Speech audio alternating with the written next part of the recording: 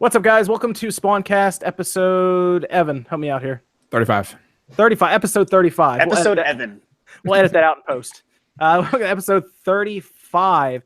As always, joining us tonight, I have a pretty good crew here, I think. We're missing Max, and Sean is running late at a Christmas party now, doing adult things for his job. But I am joined with two others here, with JKB. That's Jason. How are you tonight, sir? I'm doing good. How's everyone doing today? Good. I like the hat. Where'd you get the hat from? I've had this hat on my show for like years now. I got it from the place that makes my t-shirts.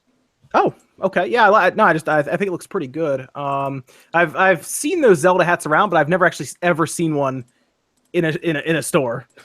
Yeah, this one I think was limited when it came out, but I'm trying to think. I got it like 2 years ago, I think. Something like that. Okay. That's good. That's good. And then we have Rob from Rule of Two Review. Rob, how are things? Yo, good, man. Glad to be back on, guys. Thanks for having me. I've been super busy and not gaming as much as I wish I was, but stoked to be back on. It feels good to be back. So, yeah. Yes. And then, of course, we're joined by Evan, who's going to be taking a look at the chat and occasionally weighing in on what we're talking about. Oh, yeah.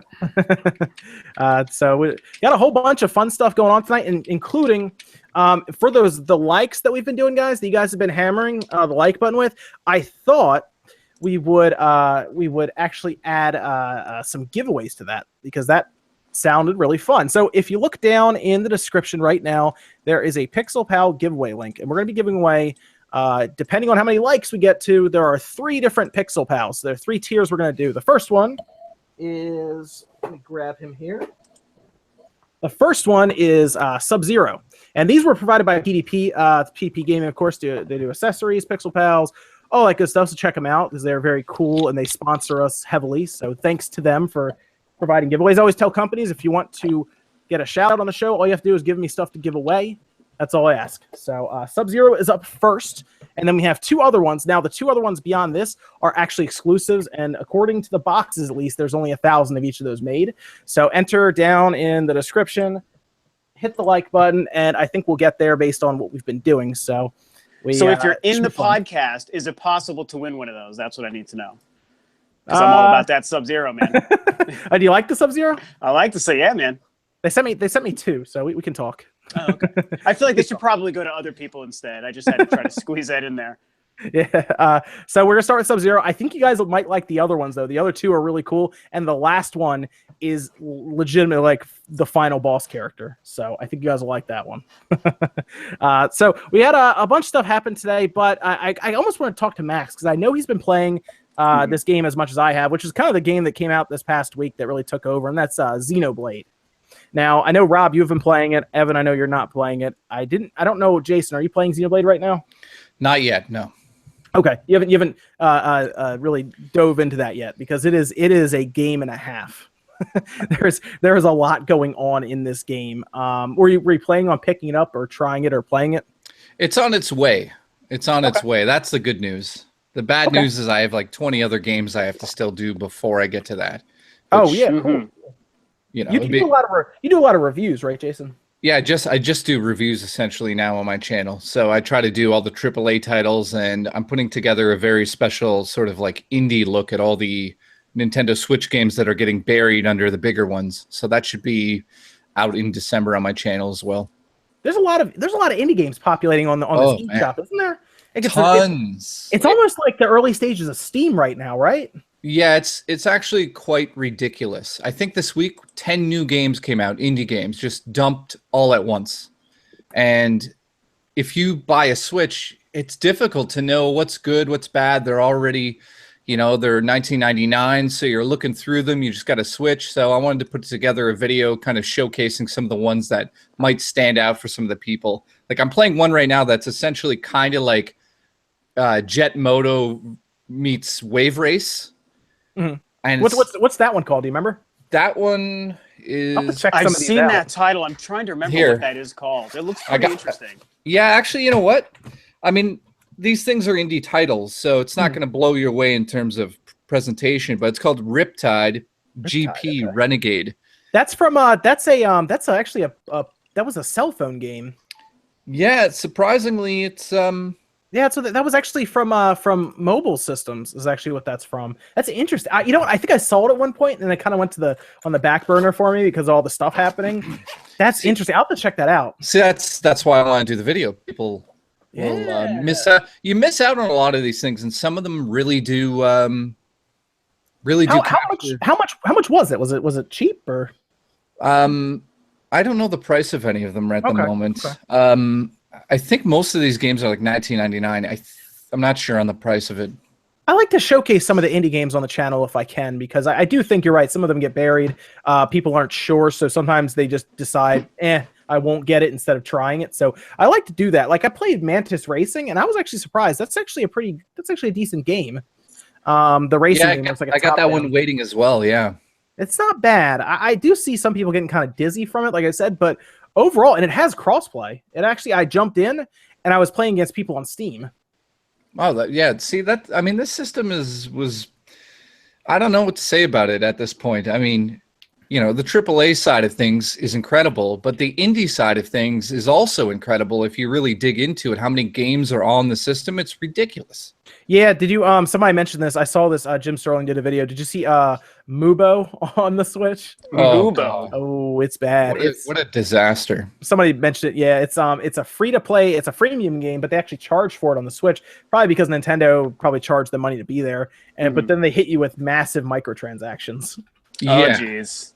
Yeah, massive microtransactions. I'm not even kidding, like huge amounts of microtransactions. So I actually watched a lot of Jim Sterling. I haven't seen that. Is that like a cow simulator? What is that? Mubo? No, it's like a Kinect. It's not, it's like Candy Crush. I'm trying to think of okay, got it. So it's like a puzzle kind of game or something. It's like a tile game. Match the tiles up.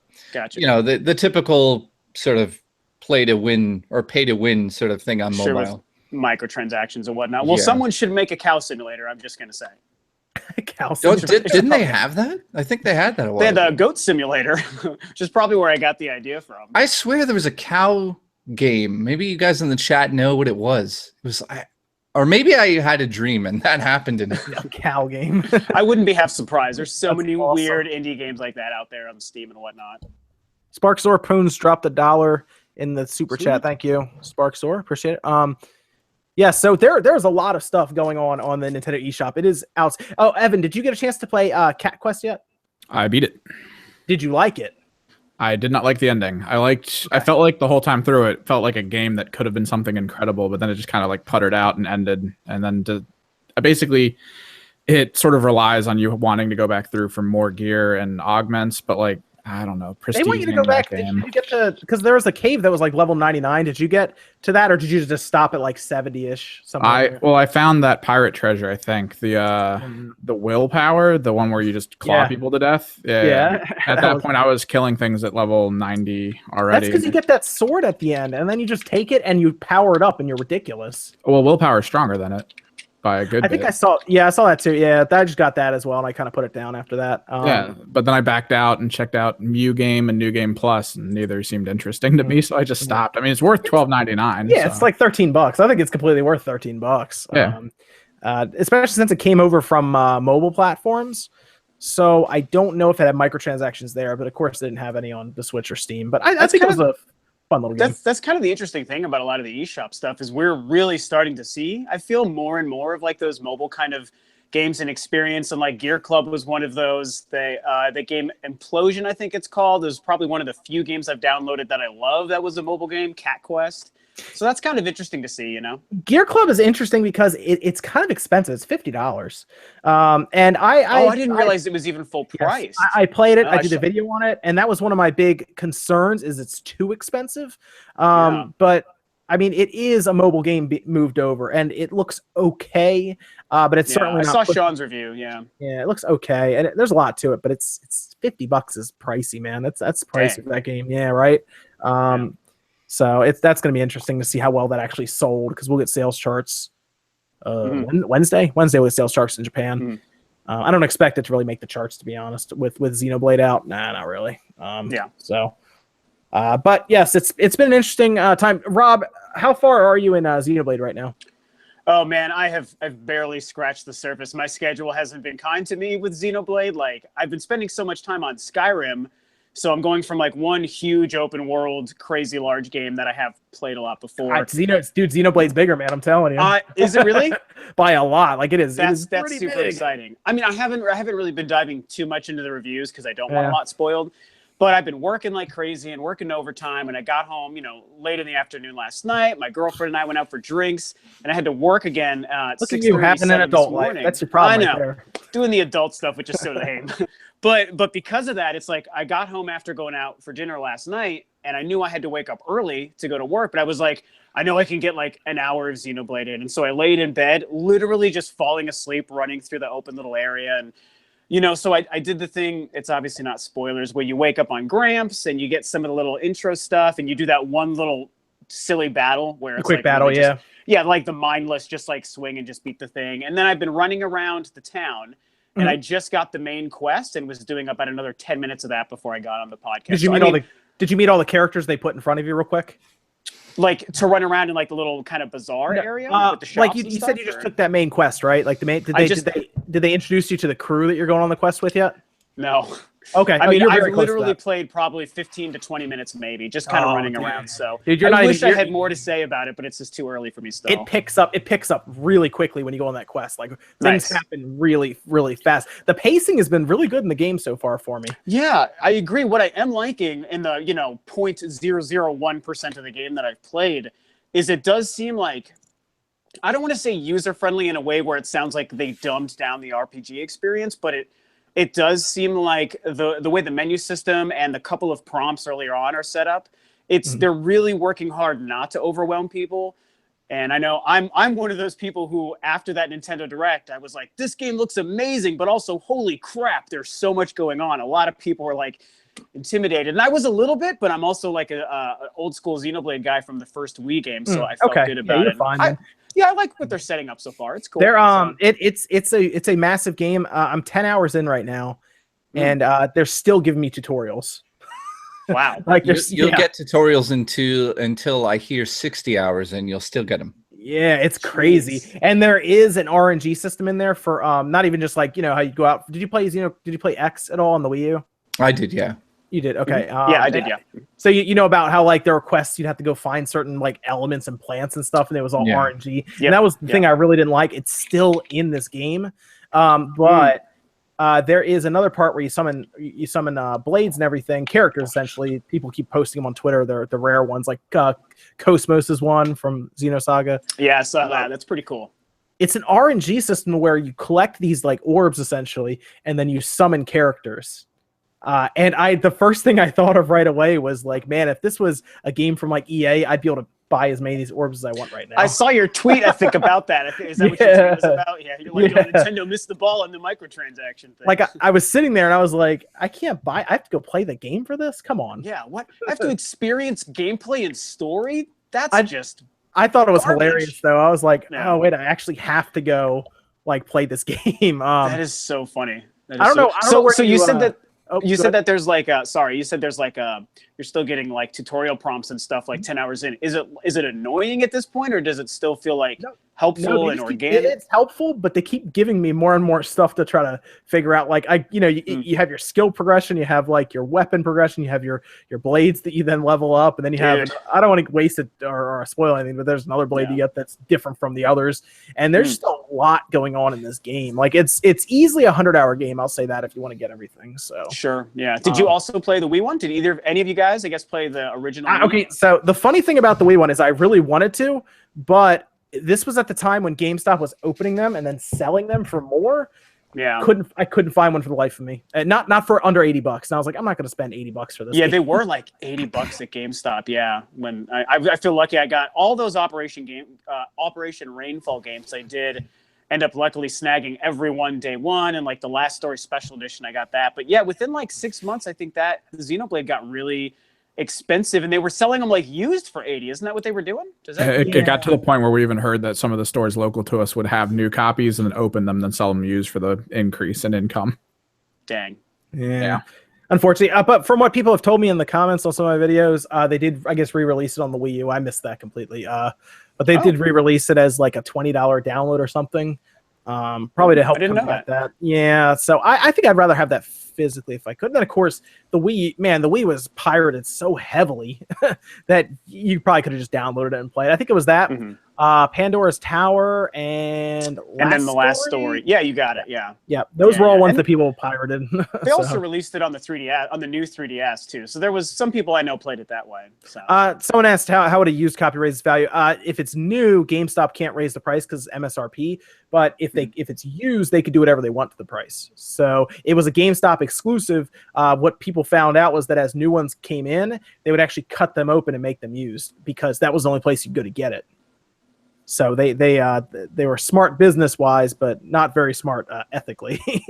What a lame business practice, man! That's so lame. Yeah. So it's RGT should be here later on. He's at his party right now. So when people asking in chat, he'll be here. I think he's gonna come in here with holiday libations in him and all happy from Christmas stuff. Yeah.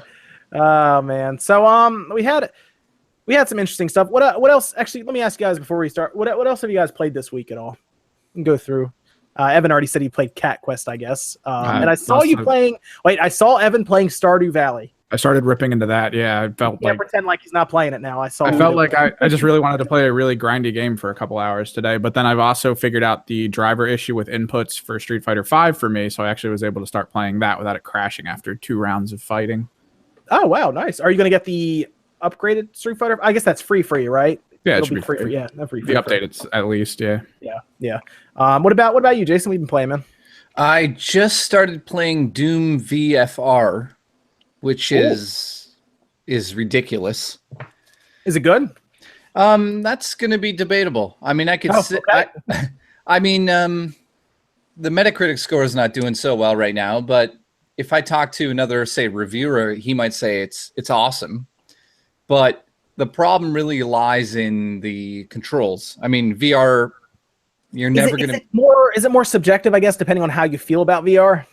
Yeah. If you're into VR and you love that sort of environment of putting the headset on, going into that environment, and then waggling some sticks around, you're going to enjoy it. But if you're into Doom, first-person shooter, hardcore, and then pop this on your head, it's not the exact same thing. So you could... It's very tailored to VR. It's clear that Bethesda knew what they needed to do. I feel like they could take the name Doom off of this, and they could have put anything on the name, and it would have been exactly the same. So it is in the Doom world, quote unquote, but it's not. It's not the Doom we know and love. It is, but it isn't. It's hard to explain, but it really comes down to if you love VR. If you love VR, it's really cool experiences are happening in that game. It's almost like when I put Skyrim in VR on my PlayStation VR, that was mind blowing, right? We all grew up with that game. Well, I say grew up, but I mean it's 6 years old now. But I thought Doom really, like, Skyrim works because of its environment. I want to be in that world. Do I really want to be in Doom? I mean, other than be stuck in hell with demons trying to rip your face off, kind of thing. Well, it's like, it's a cool premise, but like, do you really want to be in it? So I think Bethesda thought about that, and they really tailored the experience to VR, not to Doom, but to VR. So you're constantly running into sort of, I wouldn't say cliche moments, but sort of cliche VR moments. Like the typical, like, you're standing on the edge of a cliff, look down, oh, you're dizzy because it's VR, or a slow motion demon jumping over you in VR. Like, they're cool moments, but they're designed because it's VR. So it's, let's just say that the paint is showing a little bit, you know what I mean? Like, the design work is showing a little too much for my liking, but it's really fun. I'll say what is that, like, that crazy fast-paced gameplay? What is that like in VR? It seems like it'd be insane. Well, it's going to come down to the player experience in terms of like how good they are at VR. If you're really good at VR and you understand how it works, once you get into the game, those fast-paced moments where there's like a row of demons lined up, you know what I mean? And you kind of shoot one in the head and then teleport into the other one. He explodes, and then you see one on the left. Those moments are spectacular. Don't get me wrong about the game. Like, when you have those quick moments where you're busting them up and they're exploding and blood's everywhere and you're shooting at one while you're running at another, that's what the game's made for. and it really does work in that sense. But there's a lot in between that's just sort of like, go over here, look at this. Oh, it's VR. Wow. Yeah. Oh, Robert Erickson's back, dropping 20 secs in there. Yo, In the chat. good old Robert. 26. Going to McDrive. Is that supposed to be McDonald's or is that just McDrive? McDrive? Yeah, it says going to McDrive. Huh. I'll Anyone take eat some anything? nuggets. Yeah. Nice. Yeah, he's the sex guy. He brings the sex. Everyone wants to be that guy that brings the sex. Yeah. Well, Sean's not here yet. Yeah. Yeah. That's coming. What about you, Rob? What have you been playing this week, man? Well, again, I mean, I've been really busy with work. I don't want to be too boring, but I have been really busy. I play in a band, and that's actually had me really busy this week as well. But I've been playing mostly Skyrim on my Switch, obviously. And just like you were saying, Jason, I mean, we all played that game 6 years ago when it came out. And like the coolest thing I can say about playing Skyrim on Switch, besides the fact that it's on Switch, which is just awesome just because, is that it kind of shocked me. I loved that game when it came out. It was like a 10 out of 10 for me in 2011. One of the few games I played only on PC, which I haven't really done very many times. And I loved it. And playing it again in 2017, I couldn't believe really how well that game held up. That's probably almost the bigger surprise to me. Like, portable Skyrim is freaking incredible. Like, we all know how cool that is. But I just am really enjoying how fun it is to just walk around that world. And it's interesting because before Mario Odyssey came out, I just randomly for the week up until Odyssey was randomly playing Fallout 4 again. Just kind of wanted to wander around that world for a while until waiting for Odyssey to come out.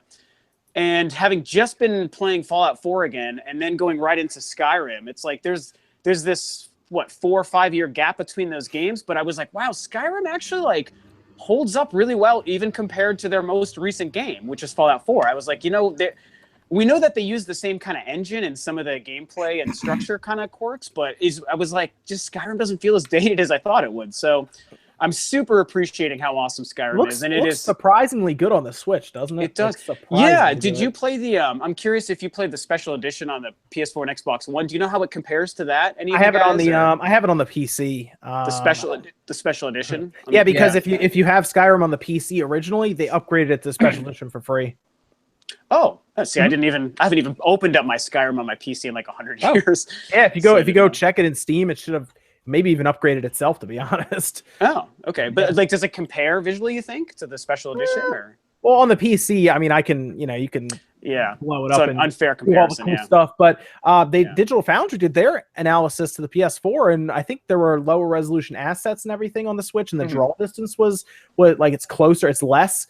But overall, they seemed really impressed with what they got out of the Switch for that. Yeah, I mean, it runs incredibly. Like, there's no stutters or hiccups. The only problems with Skyrim are the problems that have always been in Skyrim, because Bethesda's engines have all the weird quirks and all like the NPCs just like walk into doors and start floating upside down, like that kind of stupid stuff. I posted a video on Twitter of like this floating bush, this like bush asset that was just like floating above the ground. And it's I was really like, funny, right? Yeah, some of it's really that's funny. just Bethesda. Yeah, so that's been pretty funny. So I'm loving Skyrim on Switch.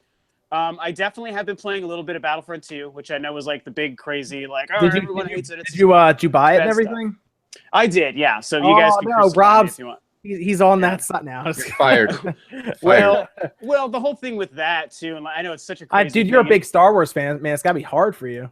It was hard for me. Yeah, I'm the biggest Star Wars fan. Like, I got like all my tattoos and stuff are all Star Wars, and it's my thing with Battlefront 2 is I went through this crazy roller coaster of emotion with it, because my girlfriend and I got to see them unveil the game at Star Wars Celebration in Florida earlier this year, and it was like, oh my God, Battlefront 2 looks really good like we wanted it, and they have this story mode with this new character, and they have all 3 eras in the game, which is like my dream come true.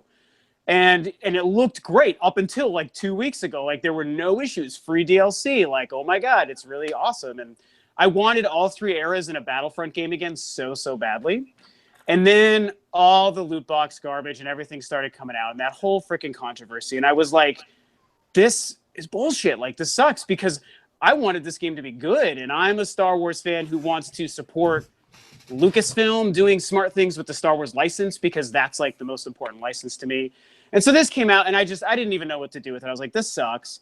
And then everyone started fighting back, and then they reduced the cost of the characters, and I was like, that's a really good move. Okay, that's a good thing to see.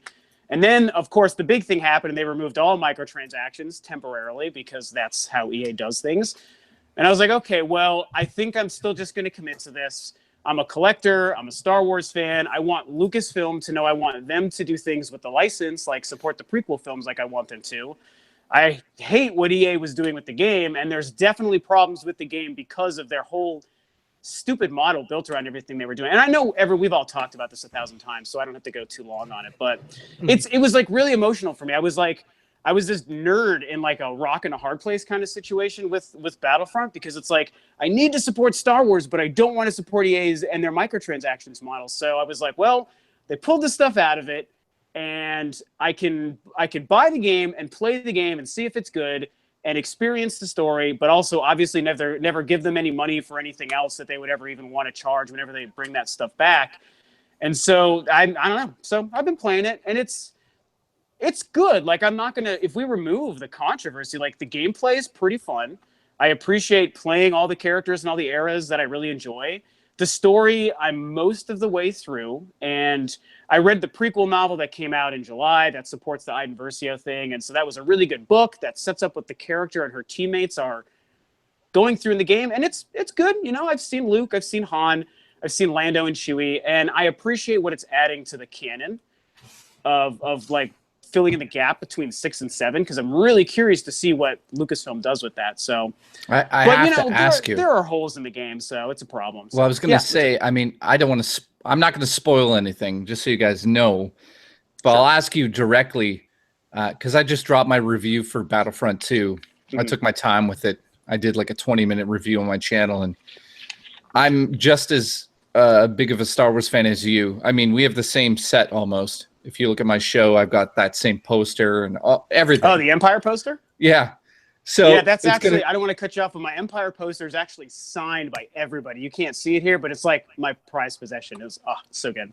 So anyway, here, just between you and I have something in the mail coming. Crazy. I'll show you on Twitter later. But okay. So it's, I mean, we can't really talk about it because I don't want to spoil it. But the single player campaign is like, as a Star Wars fan, it's so bad. Like, it's that Disney is like, here, EA, we're going to give you the rights to make canon for what happens right after. Crazy. Yeah, right after Return of the Jedi. You guys who are a video game studio are going to somehow write the canon for the Star Wars film. I'm thinking to myself, like, oh my God, like, this has to be top of the line stuff. You jump into it 2 missions in, things happen, and you're like, what the hell is this? It's so disappointing after the I think I have a feeling I know which thing 2 missions in that you're having an issue with. I know we're trying really hard not to spoil it. And I have mixed emotions on it, if we're even talking about the same. Is it like a big thing? No, it's like put it this way. Character thing does the thing. I mean, let me just say this. This is like, there's no spoilers here, guys. Not that spoiling this game matters at this point, but if I'm in the Empire and I got the generals and the Empire, I mean, the Emperor is there, and then there's this group of people, without giving it away here, that do top secret things for the Empire, and they do things that are, you know, that have to do with the oppression that the Empire would put out there. Sure. Like, if I sign up for it and I'm in it for years, I kind of understand where I'm coming from, right? I know why I'm with the Empire. But in the game, it's like, I know why I'm with the Empire. Look at all this evil shit we did. And all of a sudden, oh yeah, okay, I know what you're talking about. Yeah, now I thought you were talking about something different. Yeah. No, it's like, now I'm standing next to the general of the rebellion on Naboo, and it's the stupidest thing ever. It's like, how that doesn't make any sense whatsoever. That's like saying one of the top secret like characters from, I don't know, I'm trying to pull something out without spoilers here, but it's essentially like saying, I wouldn't say Darth Vader level, not like that, but like something like Admiral Piet all of a sudden's on the rebel side. Yeah, you know, like if you know what Star Wars is, you know who that is. Yeah, it's like he leaves his Star Destroyer and he's just with Princess Leia on her ship. He's like, bye-bye. Yeah, it's like, see ya. It's the stupidest plot point ever, and it's like such a disappointment. I'll tell you too. I mean, basically, what he's talking about too is a switching of sides, so to speak, is basically what you're getting at. And I'll tell you, it's actually worse if you read the book that sets up the characters and the events beforehand, because they really dive into these people's dedication to the side they're on. And I will admit, I know we're doing terrible at not spoiling this, but I will admit I was shocked and disappointed when I saw that side switch happen. I was like, wow, there was nothing I've seen of this character that showed me they would ever make this decision. No, it's just so there is definitely that. Her father, who he is, it's just. Now he's great in the book though, so that's where the novel does help. But you don't want a game story to be so reliant on the book. The book is supposed to be supplementary and just add more to it. And so to me, it's just okay. It's an okay let's just story. sum it up to it's like really about fan service. That's all they tried to do there. They were like, how can we get Leia and Luke in the story with Han Solo and some of the side? Yeah. Like, how do we do that? It's dangerous to pigeonhole some of those main characters too in this time period where Lucasfilm hasn't yet discussed what's happening between 6 and 7. It's really dangerous for them to do that. We're turning it into the Star Wars podcast. Turned into a Star Wars podcast. I didn't expect that, but I was like, I'm game. This is just what we're saying is like, it's not a very good game in terms of its single player campaign. I mean, the space battle's spectacular. It's like it is actually. I agree with that. Yeah, those are spectacular. I like the maps. Anyways, if you haven't seen my review on my channel, I give it a 6 out of 10. Like it's not going up Edge. that. Edge gave it a 4 out of 10. Yeah, I saw that. Yeah, I'm being courteous out of 6. Like I think the biggest problem is because they built the game around a really shitty business model, and then they couldn't even release the game with that business model, which is the better of the two options. It does feel like there's so much missing and incomplete about the experience. I mean, you can just tell they were so misguided in what they were trying to do, you know? Like, it's just, I'm glad I've experienced it. I have hands-on time with it. And like I said, it's not like whenever I have turned it on, I've hated what I've been doing. But it's you know, it's the emphasis of the big problem. And I know you guys have talked about it on previous podcasts, but we're all glad that everything has played out the way it is. And it's better, hopefully, for the future. And from day one in 2013, I never liked that EA got that Star Wars license. I tried to be optimistic and say, maybe this works out, but you know, it's biting everyone in the ass now. So there's actually a petition going around right now to pull the license from EA. I think it's almost up to 100,000 signatures now. So I'm sure it'll get higher. Everybody go sign it, please. Yeah.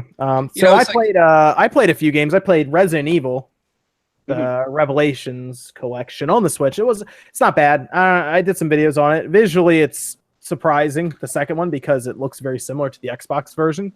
With I think resolution, everything's different. But I had to go to like 4 different places to get the physical copy, which was really weird. I tried to make a decision to buy it on launch day, and it was like sold out on Amazon. You couldn't even get it. But what's weird is you still have to download the second one. The first one is what comes on the cartridge, and the second one's 24 gigabytes anyway. So that's one of the most annoying parts of the system. So it's like unbelievable. You go buy physical Doom, and then to play multiplayer, you got to download it. Yeah, it has to do with these flash chip shortages. Like, I didn't realize this. I was going to do some upgrades on one of the computers here.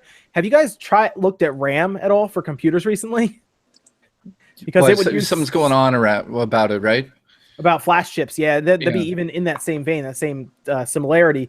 RAM for computers are very expensive now, like way more expensive than I've ever seen, and that has to do with this flash chip shortage. It seems to be affecting the Switch cartridges as well. What is this, like 1980? What was it, 1987 again? Toshiba, I think, just got bailed out because they were having some trouble, and they were one of the big people that were making flash chips. So there are some problems right now with everything. So the 32 gigabyte chips inside the Switch were a hard thing to get. I think they figured it out. Nintendo might have even helped fund a whole section for that. Yeah. But the carts, man, Nintendo, I don't think wants to fund too much. And then I don't think the developers want to take the hit on it. And it's like, make them download it. Yeah, we're kind of getting into like a weird sticky scenario with that stuff. And it's obviously also been another big controversy with like the storage and the third party situation and downloading half your game experience.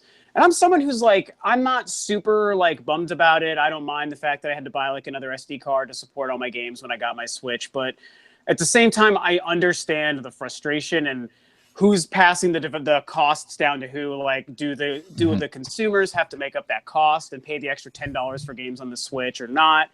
And it's kind of a messy thing, and I hope it gets sorted out soon.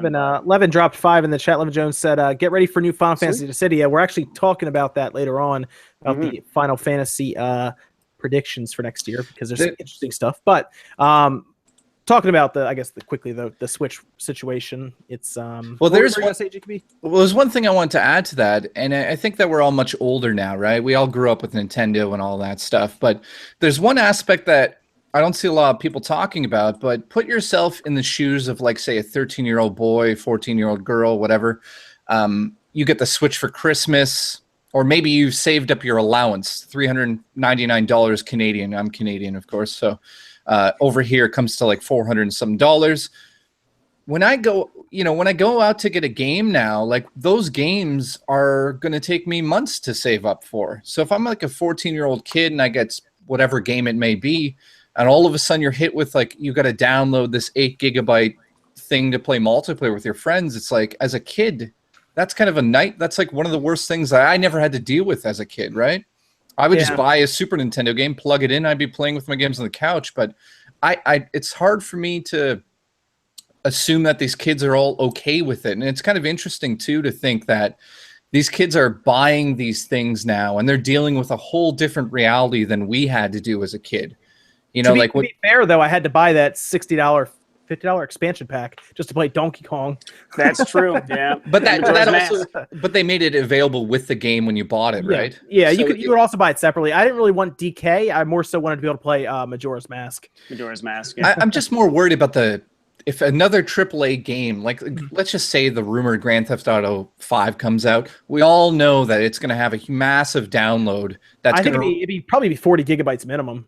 Yeah, that's going to require you guaranteed to go spend another minimum $30-40 on another, card that you'll have to remove probably because you have another card in there that's got Doom and all those other things on it. It's just like, that's the one thing about the Switch that I just feel like as a customer, it's like, why can't we just have a massive drive in the system that can handle these things, and maybe just have the SDs as like an add-on?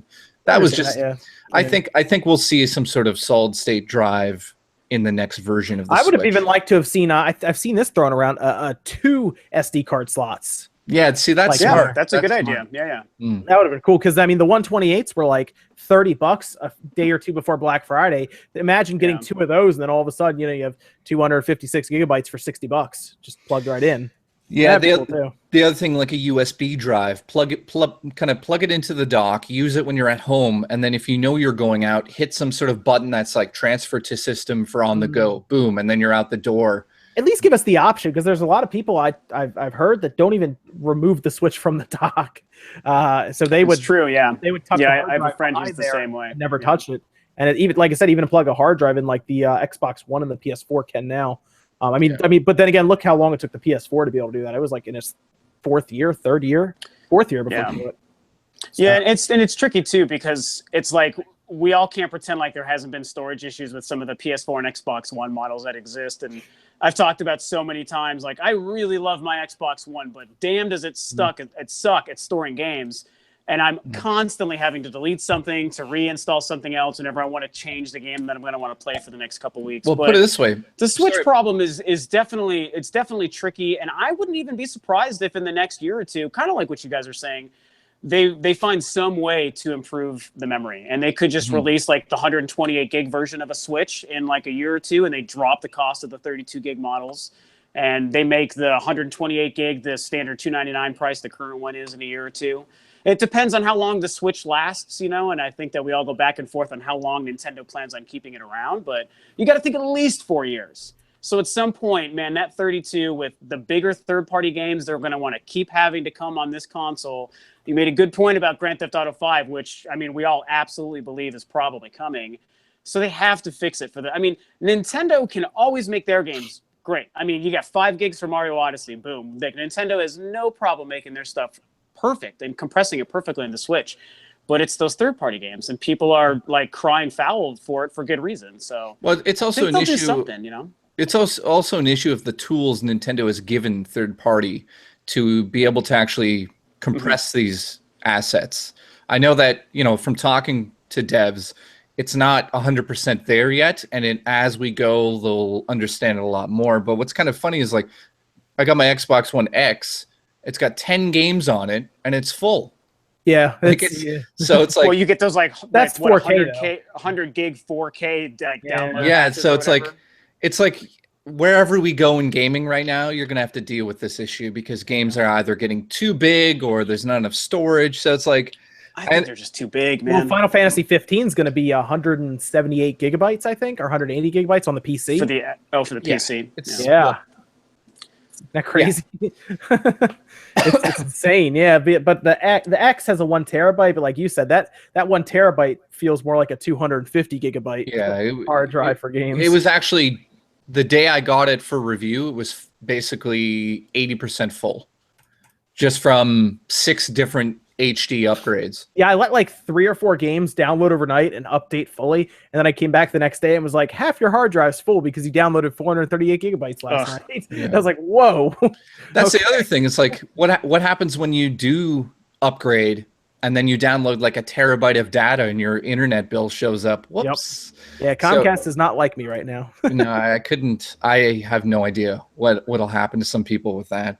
So we got the Xbox One X in our topics tonight, but let's start with one that's near and dear to my heart here, because I think Megaman is making a comeback. I think it's going to be on Monday.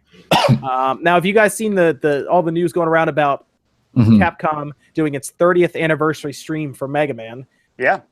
Yep. That's the 4th, 2 p.m. Eastern time. We'll be streaming it here on the channel if people want to come by. But what's interesting is, this is not at all similar to what they did at Tokyo Game Show, because I actually streamed that one and was very disappointed. I almost lost a monitor over that because it almost went out the window. They decided to introduce the life-sized Mega Man plush to us instead of a game. Was that the focus of? I didn't see that. Is that the focus of what that they did was at the TGS? pinnacle? That was like the big thing they showed us. They showed us a bunch of merchandise, and then they were like, "You can get this $300 life-size Mega Man plush to put on your couch."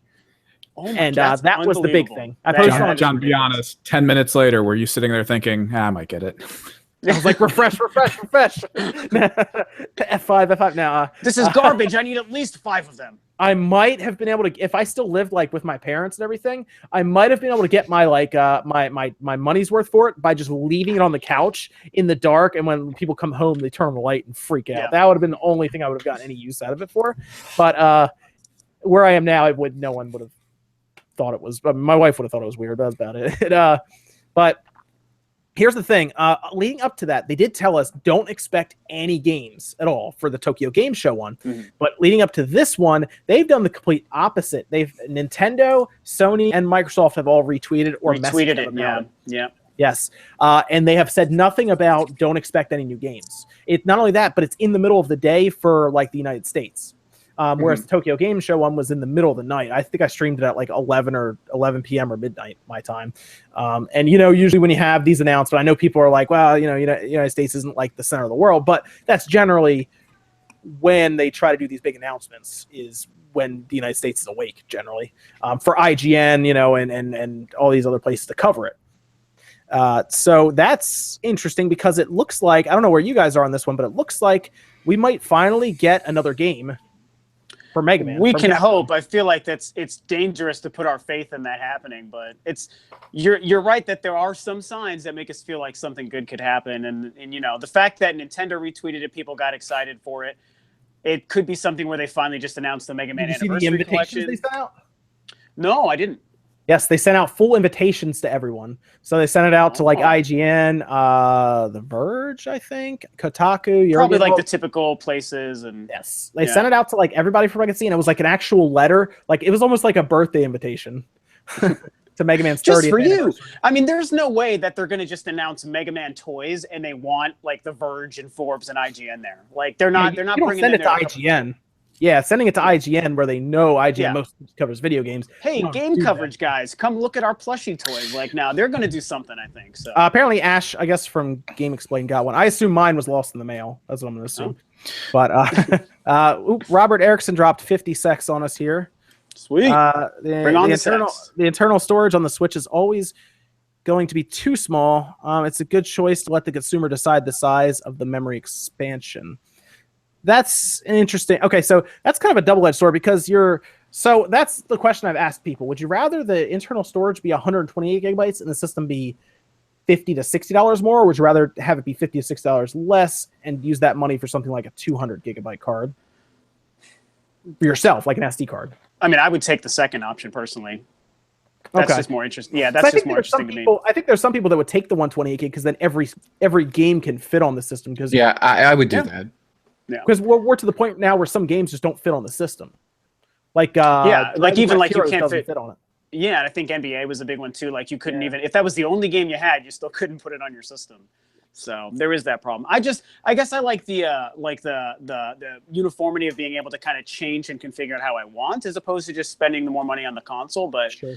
I mean, they kind of just achieve the same effect anyway. So it's just, the problem is, I think that the problem is Nintendo would have more of an uphill battle trying to sell the more expensive device. Like the buy-in price for the Switch being $50 or $60 more, like probably wouldn't affect it for a lot of us. I think a lot of other people had that $300 price tag in mind, and they were like, we don't want to go over this, so cut whatever we have to down, because they want HD Rumble and all this.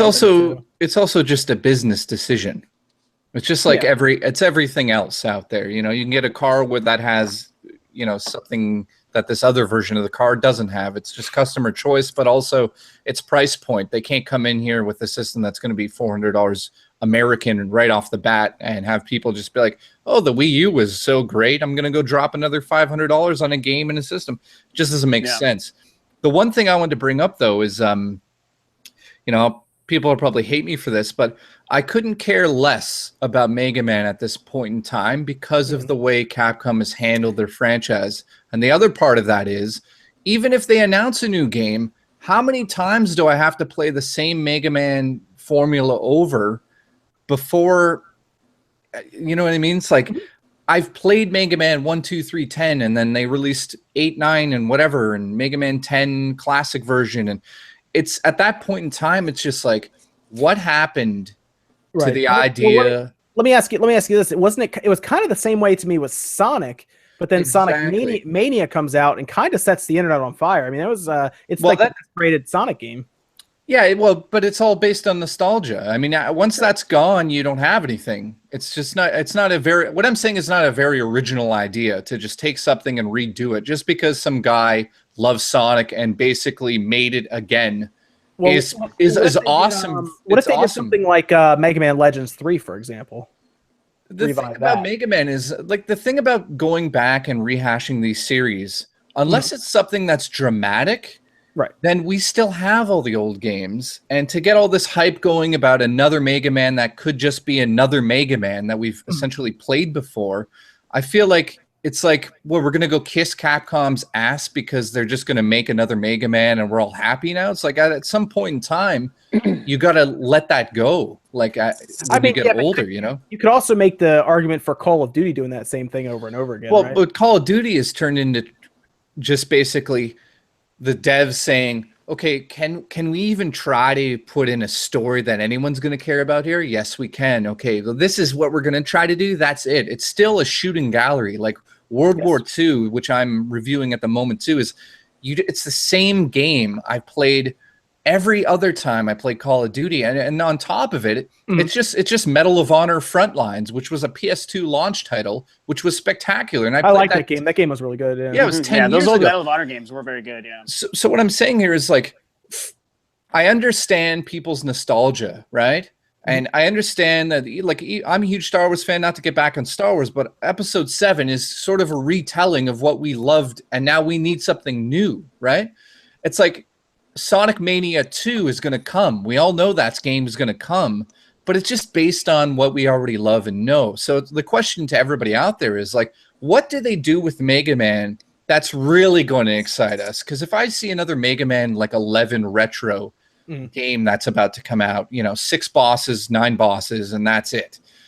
I mean, it's great and all. It's going to be, what, $15? They'll make, $10 million off the game, and that'll be it. It's like, is it possible, and this is the question, to take Mega Man into a 3D environment without it coming off as like Sonic the Hedgehog now? Because Sonic the Hedgehog, to me, is so overdone and dead that I Sonic just really doesn't get in the 3D space very well. no, it's like, and the other thing is like these games are based on nostalgia for 2D games. You can't take some of these 2D games and put them into a 3D environment and have them work unless you really know what you're doing with the actual IP. And I'm trying to think like how many companies have successfully done that, you know. I don't know, like Lords of Shadow, taking the Castlevania, putting it into Lords of Shadow. Did that go over too well? Not kind of worked. I know that's I think that debatable. first game's pretty good. Yeah, it was pretty good, but it didn't feel like that. So people are immediately disappointed. So the question is like, what's going to happen with Megaman on Monday, tomorrow, or 2 days from now? That's the big question: is what are they going to show us? Is it just going to be about the Megaman cartoon? I would assume it's not. Are they just going to bring the Legacy Collection to the Switch? I would hope not, because Sony and Xbox are talking about it. You think they're going to dig up the corpses of the 2 canceled games they had like almost a decade ago? Well, one of them was Legends 3, I think. That's the game. Like Super Mario Maker is like the one saving grace of the Wii U at the end there. If they just make a sort of maker game, but it's just that online. Oh my god, that would be an amazing game. Because one of those actually exists already. The fans made it. It's kind of cool. Yeah. Well, here's a question: has Capcom, sued them yet? Surprisingly, not. It's really so. Weird. Then I'm going to say this now: if Capcom hasn't sued them to get that taken down, then it definitely isn't a game where you can make levels, because usually. A company will come in. No, you can actually play it right now. You can just go. No, I know you can play it, but I'm saying it's like usually a major corporation will come in there and take all those games down just before they release something like it. Oh yeah. Usually they will. I was surprised that one didn't. Well, wasn't there like a Mega Man sort of 3D. They built it, didn't they? Build it at some point, or was that somebody kind of made a concept of Mega Man in 3D? Maybe the chat knows there is a Mega Man 3D. Game out there, but I don't know if it was Capcom that worked on it during, I think maybe the 360 and PlayStation 3 era. Do you mean like an unreleased game, or? Yeah, like I think they were working on it, but they. What if they pulled something from the Battle Network series, like the RPG style? Those were weird games. Yeah, they were weird. So...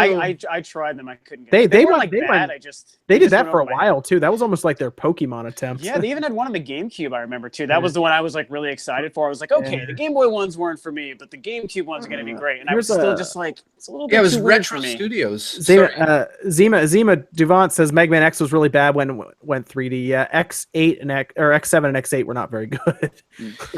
Well, here's what I'm going to say was going to happen tomorrow. And this is just a wild guess. That cartoon is coming out, and it's marking the 30th anniversary. I think they're going to release a cartoon version of the game. So it's going to be the classic Mega Man style, but it's going to have the look of that cartoon with his voiceover and all that. Yeah. I wouldn't get too overhyped on something that's going to be mind-blowing. I'm guessing it's just that. It's funny you say that, because the last time we saw something like that happen, if you guys remember, was Sonic Boom. When Sonic Boom launched, and that was the same time they had the cartoon coming out. We all know the cartoon's actually not that bad. Oh yeah, I know, but it was like that cross marketing of like, hey, like a new game and brand for our character, and then also a cartoon. So I'm sure if Mega Man did it, it would be better than that. But it's just kind of a. Evan, there's a super chat for you, man. Yeah, I saw. Your thoughts on thermal paste changes? I use liquid metal. It's interesting using liquid metal. Usually liquid metal is for dye, the actual dye to the heat spreader. Generally, that's usually when you delid like an i7, you'll use that. Drop 10 to 15 degrees on my CPU. What am I warranty? Yes. The Xbox One X's thermal paste is terrible. So if you're able to open your Xbox One X, change your thermal paste. I think most of the consoles' thermal pastes are always bad. I mean, we've always been changing. The PS4's wasn't the worst. The Xbox One X, for some reason, not good. Yeah, I don't know why. Does it become dust after a couple of days, like the 360? Like I opened it. I think I turned it on for an hour, and then I opened it up, and it was chalk it was worse than the 360s. Oh god, weird, right? Yeah, weird. Sean's in here. What's up, Sean? Greetings. Yo. How are you tonight, sir? Did everything go okay with your party? Yeah, it went a lot longer than I thought it would, and people were just not leaving, and I was like, okay, I got. Was it like a work Christmas thing or like a friend Christmas thing? No, it was a work Christmas thing, and you can't leave. You can't leave until they hand out the Christmas bonus, which they do at the very end. So I just kind of like, I'm here for the money, and then I gotta go. Yeah. Did anyone like embarrass themselves there? No, it's not too bad. Like I just sat on the couch and drank beer and ate a bunch of food. So Okay, easy enough. Sweet. yeah. I will take this. I'll talk to Sean about it too. Sean, you notice how we have the giveaway thing up here, the likes? The Pixel Pal. Yeah, PDP hooked us up, man. They gave us some Pixel Pals, including 2 exclusive ones that are beyond the Sub-Zero door. Ooh. Yes, beyond that, there are 2 more pieces of paper behind there with 2 other Pixel Pal reveals. Well, people need to Kind of start hitting exciting. that like button then. Yeah, it's kind of exciting. Yeah, man. Actually. Like it up. I want you guys to see what the next 2 are. I want to see what people's reactions are because people really like that Sub-Zero one, and that's not even the exclusive one. That one's the common one. So this could be kind of neat. So we ran over a few things there, Sean. The Mega Man stream, you know about that, I assume, right? Yes. Okay. Quickly, your thoughts on that before we move on to a few other things here. Do you think anything big is going to happen, or do you think it's going to be kind of a Capcom being Capcom situation? Much ado about nothing. Okay, fair enough. Let's see. And then so you guys saw that Yooka-Laylee got announced on the Switch finally, right? We got an actual date. Yes. Thank God. December 14th. Now I have to ask people, is anyone still interested in it? Sean and I are like both on the same page here. Yeah, when I heard it was, essentially going to be Vaseline screen on the handheld mode at 600p, it's like no.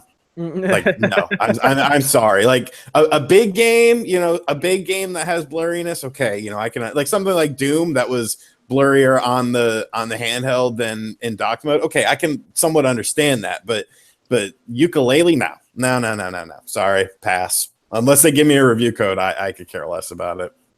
Yeah, I mean, that stuff is definitely super disappointing, but I've been wanting to play this game since April, and I was like, I'm going to believe the Switch version will come out. So even if it's bad, I'm just excited to just finally get my hands on it. So that's really my whole thing. How much is it going to be?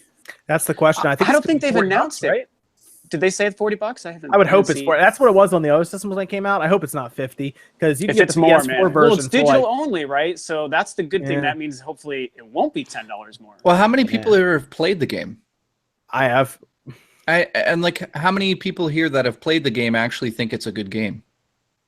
Not me. See, that's what's amazing about this is like Super Lucky's Tale, I think, is a better game, to be honest. yeah, I agree. I was really with you. curious about that. Yeah. What's crazy is like there's so much hype for that game. I mean, it's not a bad game. It's a middle of the road game. That's the thing. There's nothing that really makes it stand out too much.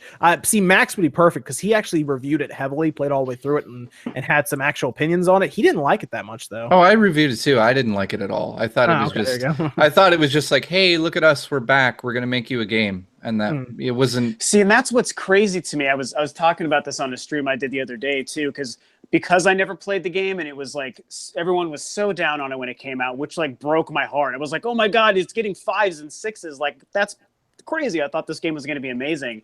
And so with it coming out soon and they're saying it's like this definitive version, I'm sure it won't be that much better, but I've been watching all this new footage of the game, and it's not that I don't necessarily believe that it is probably a bad game, but I just see the footage and it looks so badass. Like I'm like, man, how did this game turn out bad? I mean, Yooka-Laylee is not. So- I'm not going to say it's not a bad game. Like you can play it, excited it to try works, it, and Yeah, it's kind sure. of like Banjo-Kazooie, but it's not like a stand. Like I think people hyped it up to the point of like Mighty Number 9 status, and then Yeah. it kind of did the same thing Mighty Number 9 did, where it wasn't a bad game. It just wasn't an amazing game. I'm prepared for it to not be good, but I'm just excited just to know, like, because I just don't know if it's good or not right now, and I'm excited to have a reason to try it on the Switch. And I don't know what that 600p is going to look like on that portable, man. It might be really bad, but It's good. Well, it's going to look like curious. what was it called? Snake Pass. Snake Pass, yeah. Yes, if you've played Snake Pass on the Switch, that's what you're in for. You're in for sort of a very blurry experience. Yeah, this is where it's going to be interesting to me because what I've seen so far with like Unreal Engine, that's how they solve the issues. They do what Sean said. They smear Vaseline on it. This is a Unity game, and the Unity games are actually a little different. They don't crash resolution like they do with Unreal. So I think Yooka-Laylee is going to be the best look we've ever had at a Unity game on the Switch because we don't see a lot of games like Yooka-Laylee built in Unity. We see Unreal games built. Even Rocket League's Unreal. That's Unreal Engine 3. So that seems to be the best way to make that work. Panic button, they seem to seriously have lower the resolution button is what they have when they port these things. So I am extremely curious how this larger Unity game is going to work out because the last Unity games I remember Evan and I played was what what was that game, Evan, from the one where the guy was like going through like treatment and he was like hallucinating? What game was that? That was like Phantom Trigger or something. Are you talking about Sean's life? Yeah. It was wasn't that like Phantom Trigger, Evan? Possibly, yeah. Yeah. I mean, the last one I played was technically the Battle Chasers game. Well, that one. Well, I think Battle Chasers might be Unity also. Yeah, but that's why it got held back for Switch. Phantom Trigger was Unity, and that didn't look too bad. It wasn't super difficult to play or anything, but that is going to be the biggest game we've seen as Yooka-Laylee. So I'm actually going to be curious to see how that turns out visually. And apparently, according to them, it's their best version, which is interesting. Which is very interesting. But how many really good games are made on Unity? I think Recore was made on Unity. I think so. Yeah. I think Recore was. That's not that bad. But I mean, it's like you can see the engine at play. I'm not a huge fan of Unity.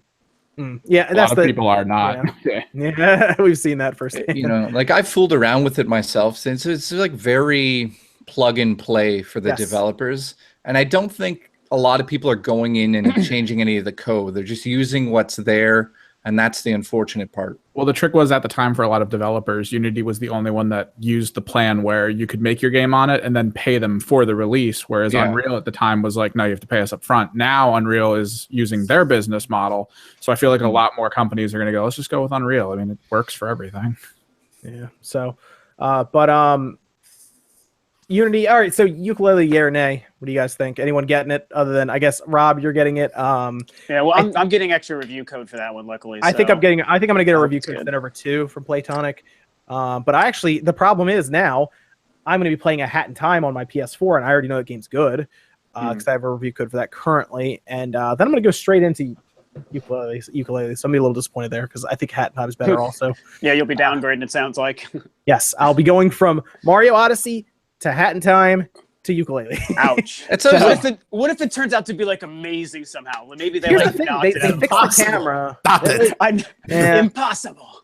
I'll be curious to see how they got sure it's it bad. working, because apparently Unity and Nintendo both work directly with them. So the biggest complaint I remembered when it came out early in the year was the camera. That was the camera, and I guess everyone said it's like really barren, like there isn't much like to do. And so if they fix the camera, don't forget the voices. Are they bad? If you haven't played it, you know, like when characters talk in that game, you want to kill yourself. There's no voiceover. No, it's like a mumble. It's like it's like Banjo-Kazooie. It's exactly. They're trying to do the banjo thing. Yeah, totally. But it just, why are we still doing this? It's not 1994. So let's go into the next thing I have here, guys. And this is very interesting because I talked about it on Newswave, and then the next day they come out and they fixed it. I guess I think the guy said something he shouldn't have personally. The guy who makes PUBG, Brendan Green, he talks about PlayerUnknown's Battlegrounds. And he talks about it for the Xbox One X and the Xbox One S. Now he says the X was playing it at 60 frames, whereas the S was struggling. It was like between 30 and 40. They're optimizing it. And then the next day it comes out that, oh no, it's 30 frames per second across the board. And then fans got really annoyed. They got really mad because they thought, and there's still no clarification on this, it sounds like this may be an instance where the X is being held back to accommodate the S.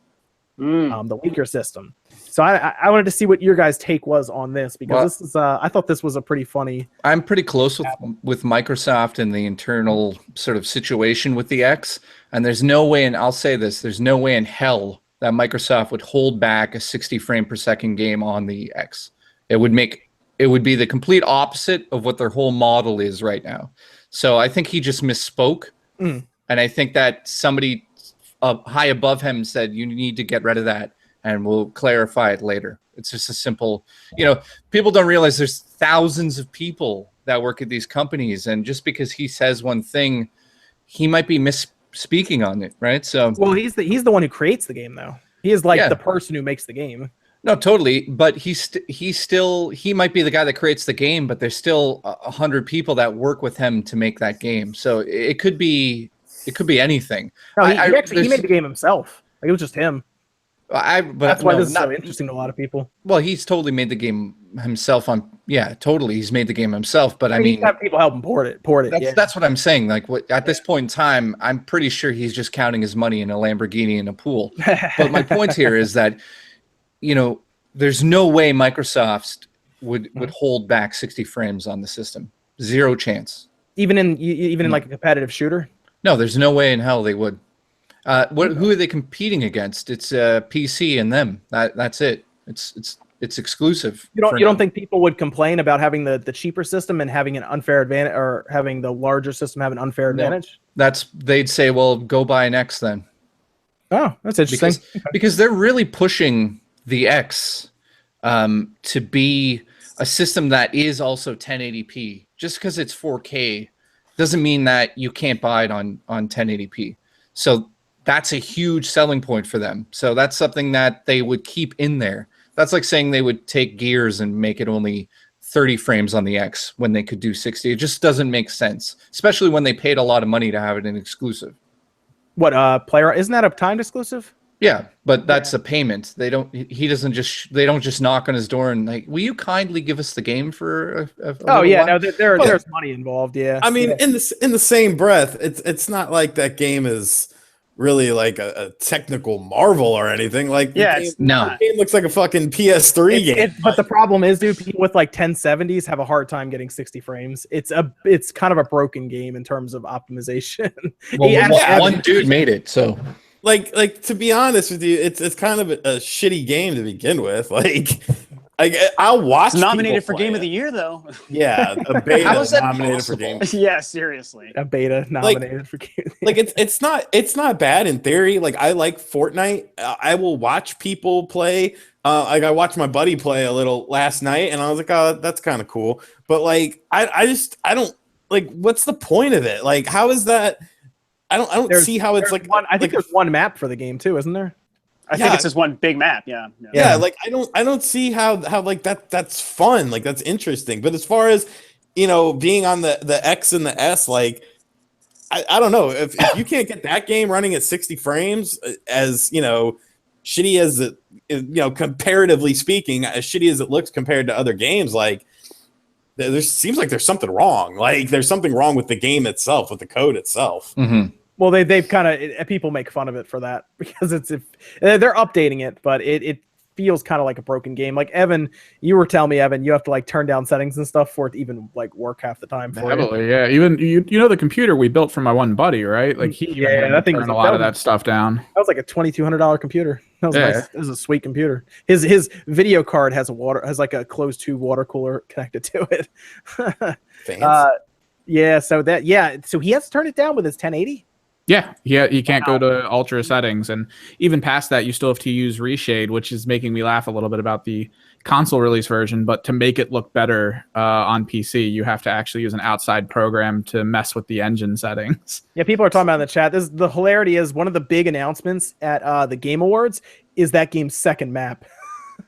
So we'll have two maps. Yeah, guess what? We have options. Well, it's supposed to be a smaller map, which for a little bit there, me and my friends were interested in because we hate the fact that this map is so huge for the desert people. Map, right? Because but it's a small map. Like it's a bit smaller, and we were hoping that it would still be 100-man on a smaller map because that's really like you get in, you see who you can kill before you die, and then that's it. That's the end of the game. But it sounds like they're cutting down player count on that map as well. So it's just gonna be the same like barren emptiness. You're just running around 30 minutes. It's the same ratio of like space to player kind of. It's what it's starting to look like, and it's just going to be. I was trying to figure this out. Do we have any instances yet? I'm sure we will eventually because we have them on the PS4 and the PS4 Pro. Do we have any instances yet where the frame rate is different between the X and the S? Yeah. I'm sure. Like in a different game, you mean? No, like in the same like in the same game. Like I know the PS4 Pro has boost mode that's enabled in like the Evil Within. I assume it is on the X as well. So, what was the question on that? Sorry, I was reading this. Oh no, it's fine. The X and the S. I was trying to figure out right now because I haven't gone through all the games. If there are any games on the X that is like has a 60 frames per second mode, because I know the Pro has Final Fantasy 15. I think is getting one. Oh, but I didn't know if the X Witcher 3 has an unlocked frame right now. Oh, it has an unlocked frame. Yeah, rate. that was one. That was one of the games that they didn't lock the frame rate in. So if you play it on the S, it's 30. If you play it on the X, it's 60. Okay, yeah, that's what I was trying to figure out if there's anything like that. I know there's none multiplayer wise between the PS4 Pro and the PS4, so I don't really expect there to be any on the S or the Xbox One X at all. I think it's just a matter of time on that stuff. I mean, it's kind of been proven at this point in time that the X will be able to do things that the Pro cannot do. Oh yeah, no, we all understand that. I think at this point. Yeah, it's just I think it's just a matter of like when that stuff's going to really start to kick in. Yeah, well, that's the kind of thing that, and we've talked about, I know, a couple times too in a podcast, that makes the whole release of the X and like how they did it and when they did it seem kind of strange, because it sort of feels like they weren't entirely ready. And, you know, we can beat the whole Crackdown thing to death. Like, that game should have been ready to launch alongside of the X. So it's like, we have a really good game that people want to buy, that Microsoft published, and that shows off the power of the X. And it just seems like, because they are still struggling to do some things like this and get it to perform properly, I feel like Anthem is going to be one of those like marquee titles that can really, really sell people on the X. Like, this is why we made this system, so you can play this kind of experience this way. So I just feel like until we get something like that, it's hard to really understand what Microsoft is trying to do with it, you know? So it's tricky. Shit. Am I the only one who hates that shit? Like, God, I can't stand it. I cannot stand this PS4, this PS4 Pro, this Xbox One S, and this Xbox One X. It is ridiculous. It is absolutely ridiculous, and I hate it. You don't like the mid-gen steps, do you? No, I hate it. It's the stupidest thing in the world to me. For these small incremental boosts for the exact same game is ridiculous. It's absolutely ridiculous. There's no point in my mind. I don't even really like the new 3DS. I liked it because the 3D was a little bit better on it and it had Xenoblade, but at least it had one exclusive game. None of these systems have exclusive games. It's just so stupid. Like, well, and that's why the model. Yeah, I mean, I agree with you, because like that's why the model is like a weird broken, like the business model is a weird model, because you want to sell people on all the cool new power of our new upgrade, but also like no games will take advantage of it because we don't want to screw over the people who have the old models. And so it's just a confusing, weird thing. Like, it's just weird. It's just, I made a whole video about how weird it was. Like, it's wacky. I don't like hate them, but it's just strange, dude. Like, I agree. It's really strange. And it's not like a situation, you know, some people say, oh, you know, you had the expansion pack on the N64, you had Sega CD, you had 32X, all of those things. First off, the expansion pack was dirt cheap. It came with freaking Donkey Kong 64, which is a very high selling game. And even if you didn't want it, it was like $30. Okay. Sega CD, 32X, all these attachment systems that expanded the life of those systems all had exclusive games. So if you wanted to play specific games, if you want to play a 3D fighter with Virtua Fighter, if you wanted to play a game like Snatcher, you had to buy that platform. It's just like, I don't know. It just blows my mind how people are just so accepting of these mid-generation systems that are just small incremental upgrades that you don't even know how long this is going to be the preferred platform. I mean, these systems came out in 2013. We're entering 2018. You don't think that the new consoles are on the horizon? You honestly think we're going to have a console generation as long as the PS3 and the Xbox 360? No, that was an anomaly. And everyone just is comfortable with that. He's going to explode. They think that that's like the new standard, that the Xbox 360 and the PS3's long life cycles is the new standard. When you look back at gaming history, that's never been the standard. That's the exception, not the standard. Yep. So, okay, I got a question for you then. Go on. For everybody in the whole panel. If Nintendo says in 2 years we're going to release a Switch that has a better processor in it, has more memory in it, has a 1080 screen on it, and also might do some other magical little thing, how many of you guys are going to go and get that? There's one difference. Before I answer that, I'm going to tell you there's one difference. Because the Switch, you can actually upgrade it and it won't cost more than what the Switch is. Because if I'm a Switch owner and I already have the dock and the Joy-Con controllers, Nintendo, if they're smart, would just have it so that you upgrade the actual physical tablet thing. So that could be sub $200. Whereas something like the X and the PS4 Pro are all $400 and more, which is more than the base model of the system. So I would do that, but only under the fact that I could use my current dock and my current Joy-Cons, which there's no reason why I couldn't be able to do that. It would make sort of sense for them to do that in 2-3 years down the road, because it's an upgrade. You're only upgrading the tablet. So if you don't have a Switch, you could buy the whole shebang. If you do have a Switch, you could still use your old stuff. It's not, I know, but it's a little debatable here, because you're saying you do it with Nintendo. And yeah, we're talking about a high-end Xbox, right? So you're saying with Nintendo it's okay in 2-3 years because you already have all that stuff and you just plug in the centerpiece. Correct. What I'm saying here is I'm going on the Xbox side for a second here and just saying, if somebody wants to have the top of the line PC, they go out there and build it. If somebody loves Xbox and wants to have a top of the line Xbox, they just gave them that. It's not like they're saying you have to go do that. They're still pushing the S, and the S still looks spectacular on 1080p. Oh, I agree. It's also saying that 4K, we're knocking on the door of 4K. So if you want to spend the money, you can do it now, or you can wait for Xbox 2 or whatever the hell they'll call it in 3 or 4 years. So it's kind of debatable here where people are saying, like, I don't understand X. Well, explain PC and PC parts to me. Why are there new parts every year? Why are there new graphic cards? Why are there new monitors?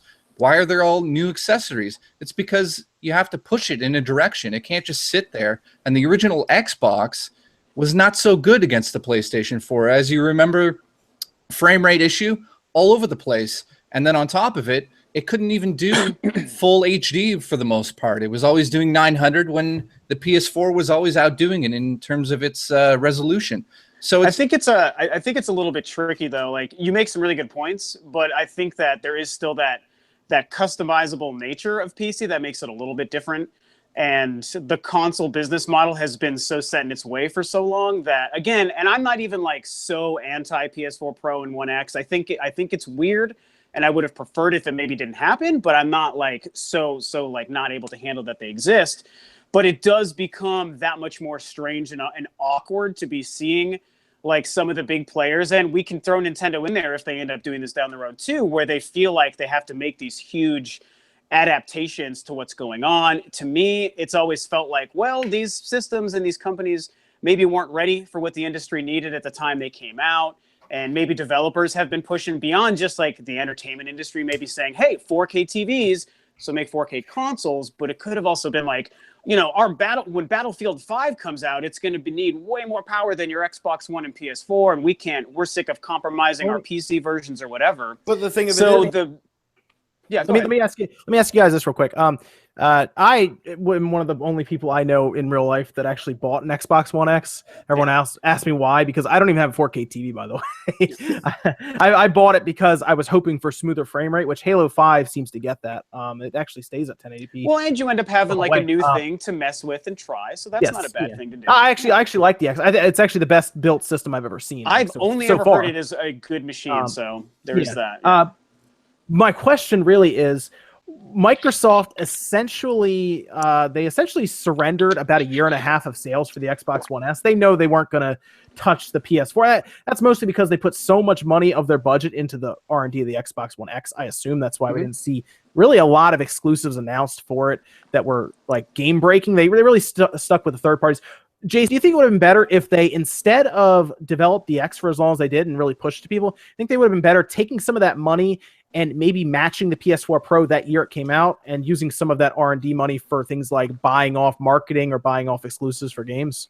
Well, I think the history of gaming has taught us that first out of the gate usually is something that is very important in gaming. So 360, yeah. Exactly. So when you're first out of the gate, you get a lot of hype. People are like, wow, this is the first time you could do this on a home console. I think what Microsoft's trying to do here, and I'm not a Microsoft salesman here. I understand what they're doing here because I understand business.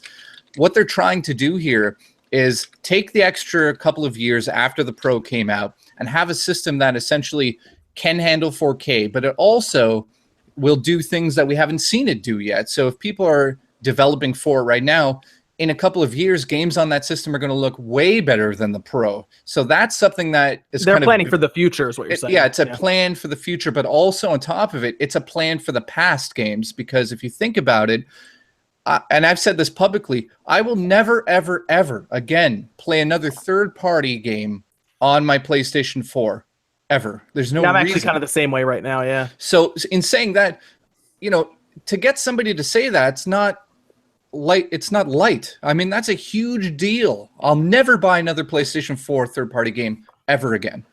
So we hit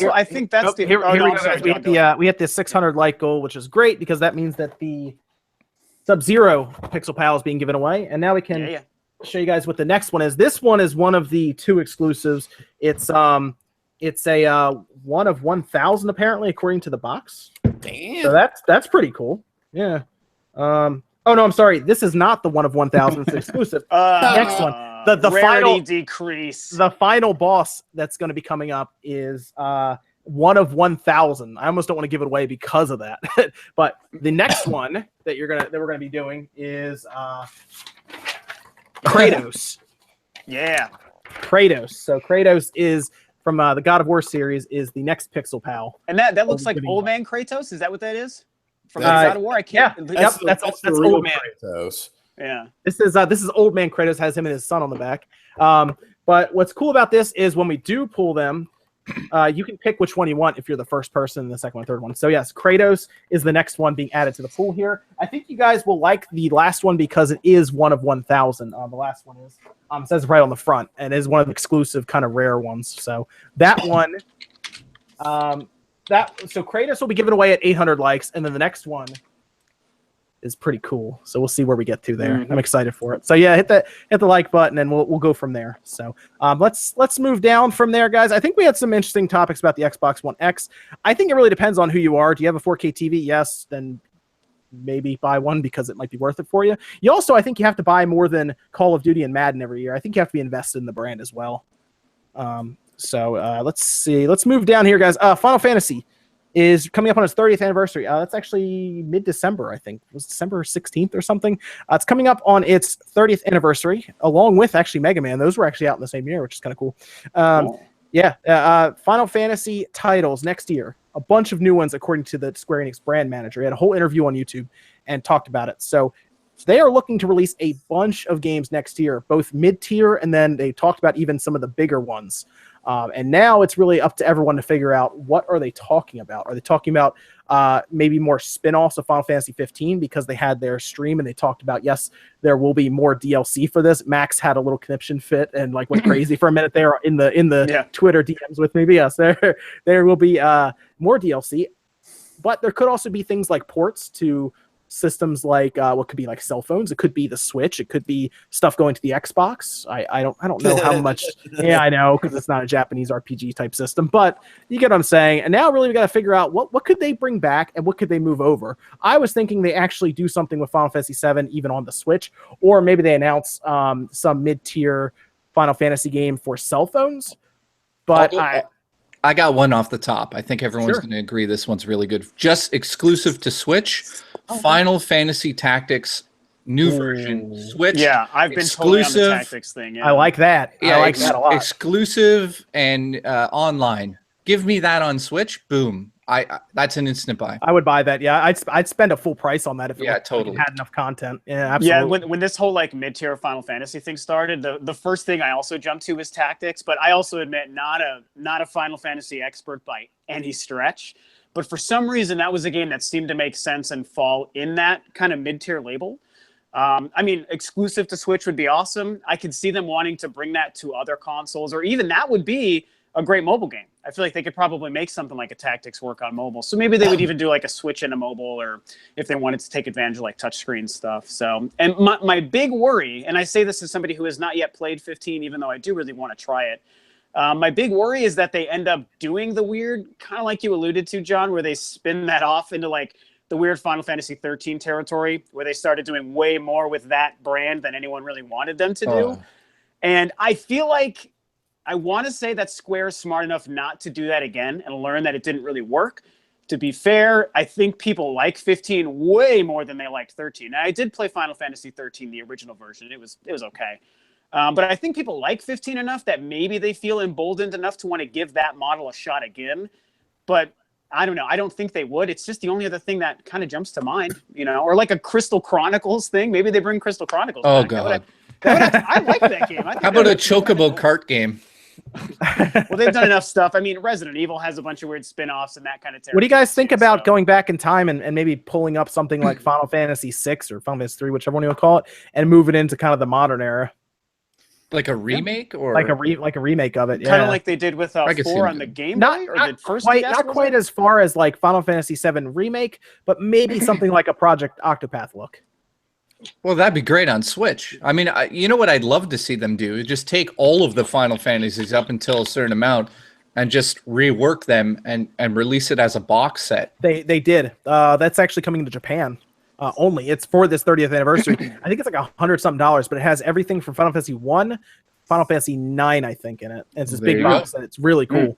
I'm trying to think of what it's for. It might be for PS4 and Vita, I think, strangely. Vita? What is that? Yeah, I remember seeing this a while ago, and I was like, I need that. And then I looked it up, and it was like, if you live outside Japan, you're going to have to buy from a scalper. So it's like $400 from a scalper. And I was like,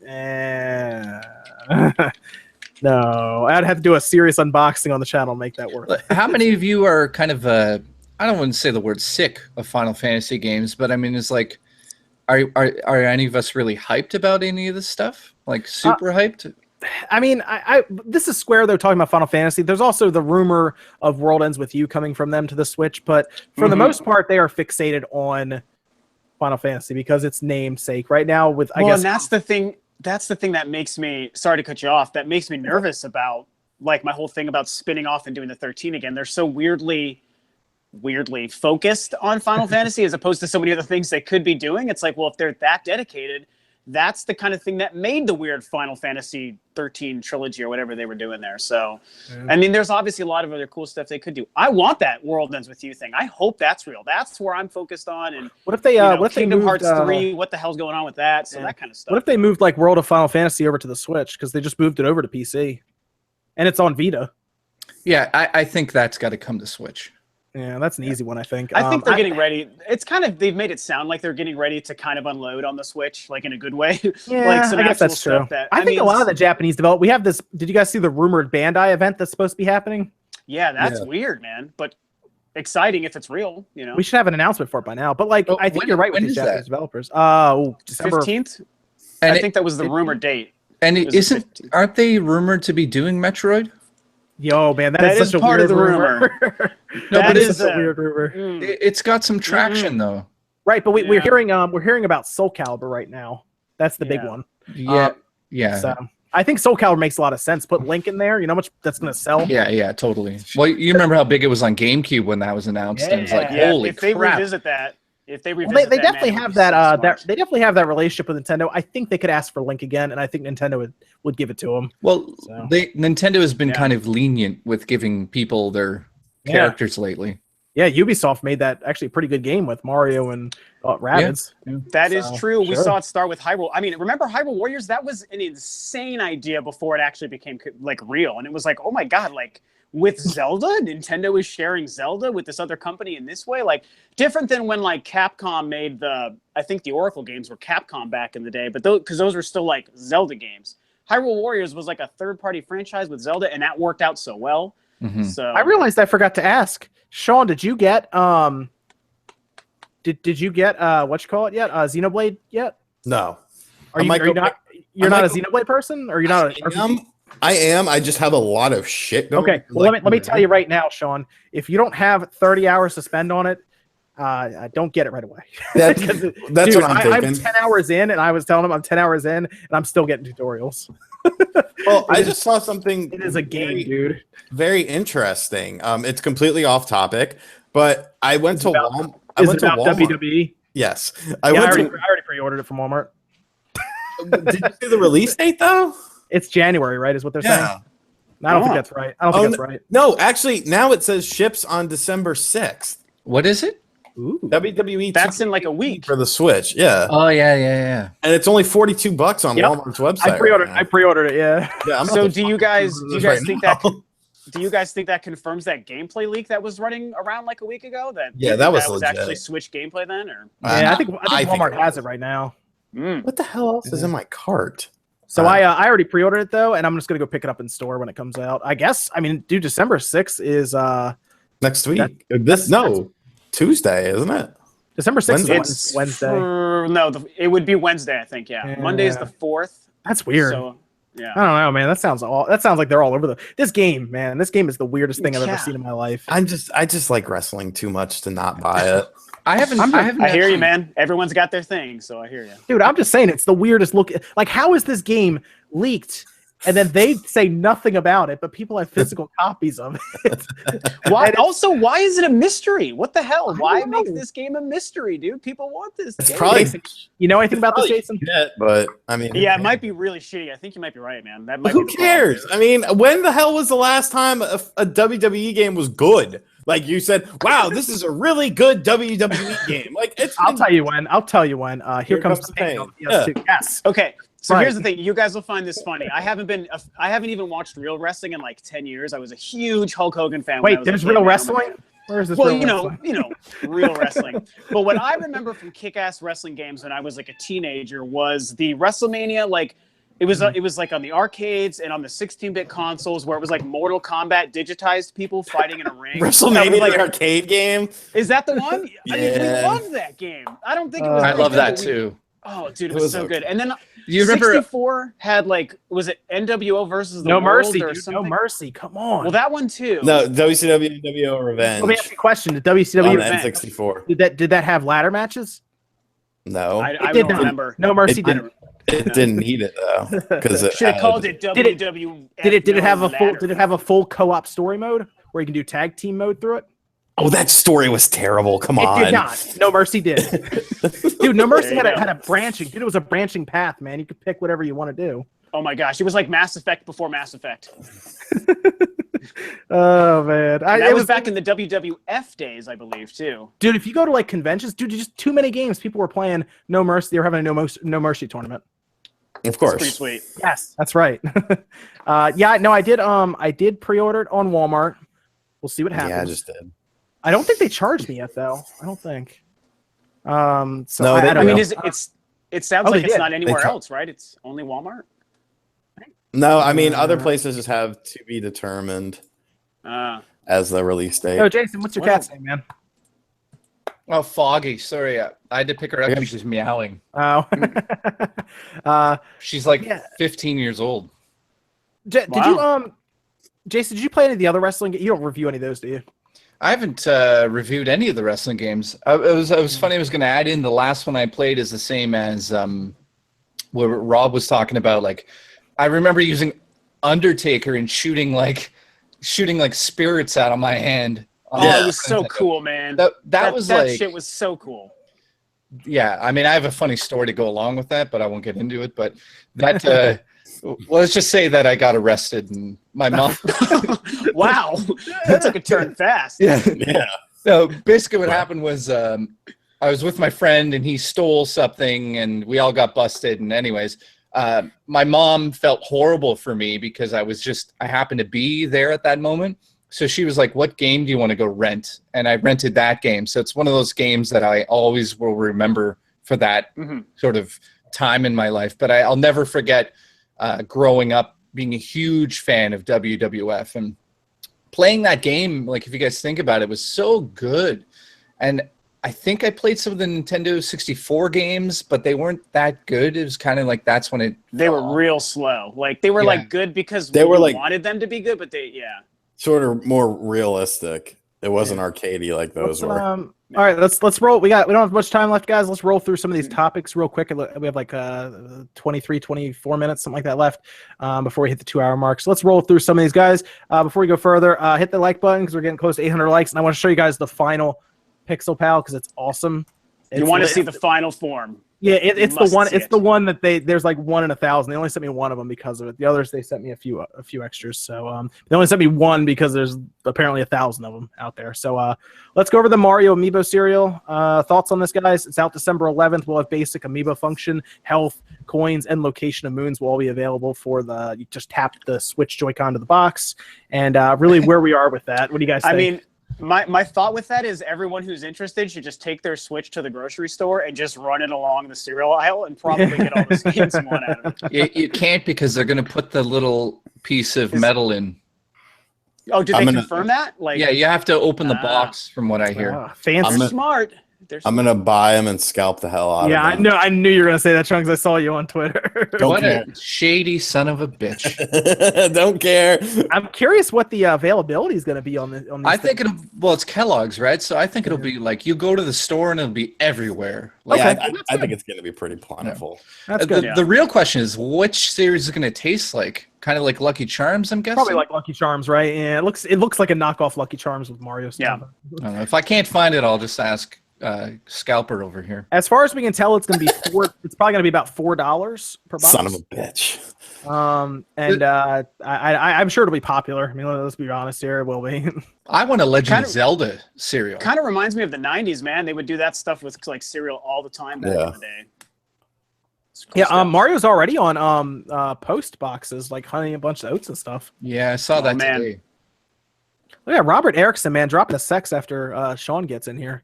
What is with the sex? What is this? It's the greatest It's, currency in the world. What is the current dude? Look at the super chat. It's How was much it, is sex it, do you have? Is it Sweden? Is it Swedish currency? Yeah, So- maybe. So I does think that, it's his third donation tonight. and how much does that like translate into? I think $1. no 20. I think it's like $2 and like $2. some- Yeah.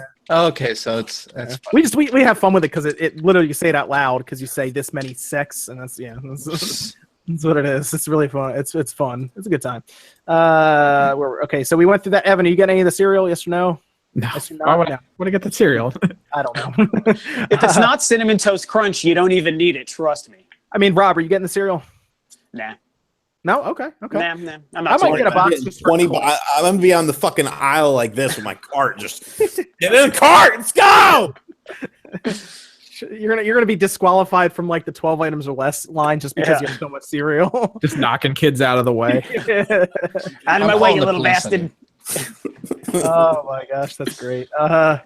Okay, so we talked about that. Okay, what can we expect from? Okay, so did you guys see the EA leak that went out there? This is actually really funny. So apparently someone was privy to some information they should have been because EA had them as part of their email chain, just a random person on Reddit, which is weird. But they basically grabbed pictures that look very similar. Actually, this is why I tend to believe this. It looks very similar to the Mario Rabbids stills that we got, right? Where it kind of outlines their timetable for doing everything, how they're going to do it. But then they talk about Faye coming out in February, which is pretty cool because as soon as I thought it was going to come out. But they talked about how there's going to be a trailer at Nintendo's January release. They don't have a date for it yet, but it's apparently going to be in January is where that next trailer is going to be shown. So that tells us that there will be, as much as we all assume there would be, because they need to outline 2018, much like they did at the beginning of 2017. But A Way Out also seems to be moved to 2019. So that's kind of disappointing for me because I like the look of that game, but it's not coming out next year. Apparently it'll be out maybe February 2019. Maybe they have that like month lockdown every year. I don't know. But what do you guys think what do you guys think we're going to see at the January Direct? I mean, are we going to see anything new, or you think they're going to bring in something like GTA 5? Yeah, probably. Yeah. I think GTA 5 will probably, because if you think about it, all of the directs since the Nintendo Switch has been a thing have all had like third party games, and like it might just even be in passing where they're like, oh yeah, here's 2 new shooters, Doom and Wolfenstein, and it's like, what the fuck? Yeah. But I mean, I fully expect, like they've with the Switch, they've pretty much just been like, you know, expect the unexpected with the system. So I fully expect there to be, you know, crazy stuff. And it might be a short presentation. You know, the last one wasn't very long and people were like, oh, whatever. But they've really sort of trimmed down the times of those. But yeah, I think you're going to see probably, you know, 1 or 2 big third party games. You're going to see, you know, some of the spring, probably indie releases, the bigger ones. And then you'll probably see something from Nintendo that will be coming out spring, summer. It would be Yoshi, right? I hope so. That game looks one of really them. good. Kirby's Yeah. got to be like February, right? Yoshi and Yeah. Kirby are, they're probably Those I think those 2 games will be at the top end, Yeah. and then we'll get some sort of crazy third party announcement. Like, you know, a lot of people are saying Grand Theft Auto 5, but I also think Red Dead Redemption Part 1 has a really good chance of being on the system. What about something like Fallout 4? And that's the other one that Bethesda is keeping in their back pocket. I mean, I'm not going to say I guarantee that game's coming to the system, but I'm like 99% sure Fallout Game of the Year edition's coming to Switch. Bethesda seems really happy with the Switch right now. Yeah, So, I tend to believe Fallout will definitely come. I've been singing the Grand Theft Auto thing for a while too, so yeah, I mean it's all possible. It's hard to know like if they'd want to announce all of those at the January Direct because we know they'll do a lot of other directs throughout the year. But I also do think, kind of like Sean was saying, I think we'll get probably one Nintendo surprise too, like maybe like a date for Yoshi and or Kirby, maybe a date for Wolfenstein. I feel like that'll probably get its actual release date in January. And then one Nintendo surprise thing that we didn't know about, some other thing, like maybe they say Animal Crossings later. It's always something we didn't think about, right? Like I would have never thought we'd see Wolfenstein and Doom show up like randomly. It's crazy. It's weird. I love seeing some shooters on the Switch though. I think it's awesome. The other thing that we're overlooking still is like at some point in time here, it's been a year, we have to get some sort of virtual console going on the system. That online should be you know what? talked about there, right? I think they'll detail that. That's a good call. Yeah, I think that'll be talked about. And think after that, let me ask you guys, you think we're virtual gonna get console. you think we're gonna get a subscription service where it's Netflix, or do you think we're still going to buy the games, but it'll be a $20 service? I just online? don't. No, I think what happened was they announced that whatever it was, pay $30 a year and get all that stuff. I think that they saw the feedback of just getting a few games, and it was universally everybody was like, "This is horrible. It's cheap, but I would rather pay $80 a year to get something more than what they were offering." You'd rather pay $10 a month for like the entire library that they have. Yeah, well, right? yeah, like Netflix. something better than what they said. So I think like Game Pass on the Xbox, but Nintendo. essentially, I think that listen, the Switch is like Nintendo listening to fans, right? It might not seem that way, but the system really caters to all of what we wanted. We're getting AAA games on there. We're getting amazing first party. Like, when's the last time Nintendo released a system that has 2 Game of the Year contenders in 1 year? Yeah, like not very it's often. unheard. Yeah. So I really do think we're going to get virtual console. And I think we might get a few other major surprises with that virtual console. And I'm guessing it's probably just like Mario Sunshine, HD, and some GameCube games. Just GameCube games, man. That'll do it. Yeah. People have been wanting it, man. Yeah. Oh, yeah.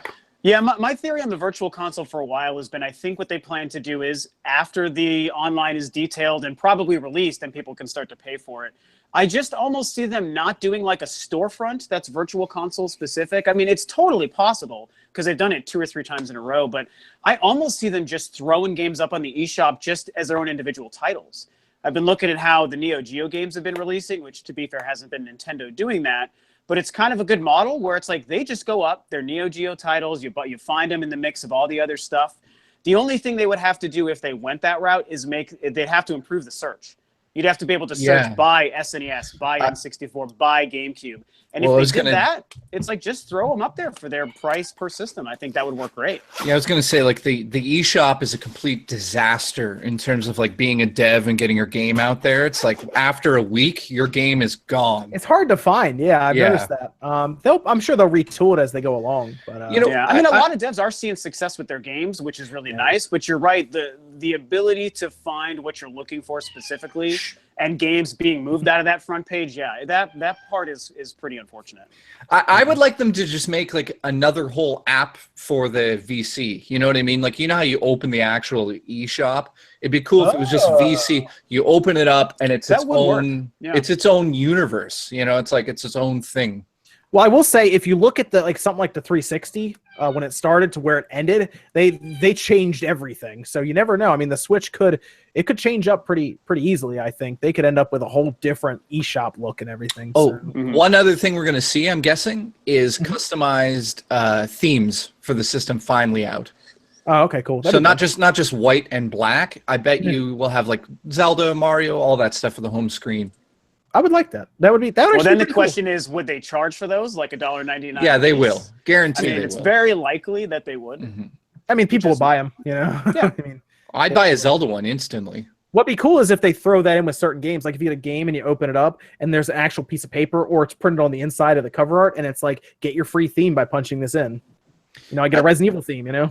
Yeah, that's one thing I was wondering is like if they're going to do a cool DLC thing for the virtual console, right? Or sorry, if they're doing the virtual console, what I think they really should do is release amiibos alongside of that. But instead of just having these like stupid little add-ons, you buy the amiibo to get that version of the game. So say Wrecking Crew, little amiibo, you scan it, it has all the bonus, but it also includes the actual game.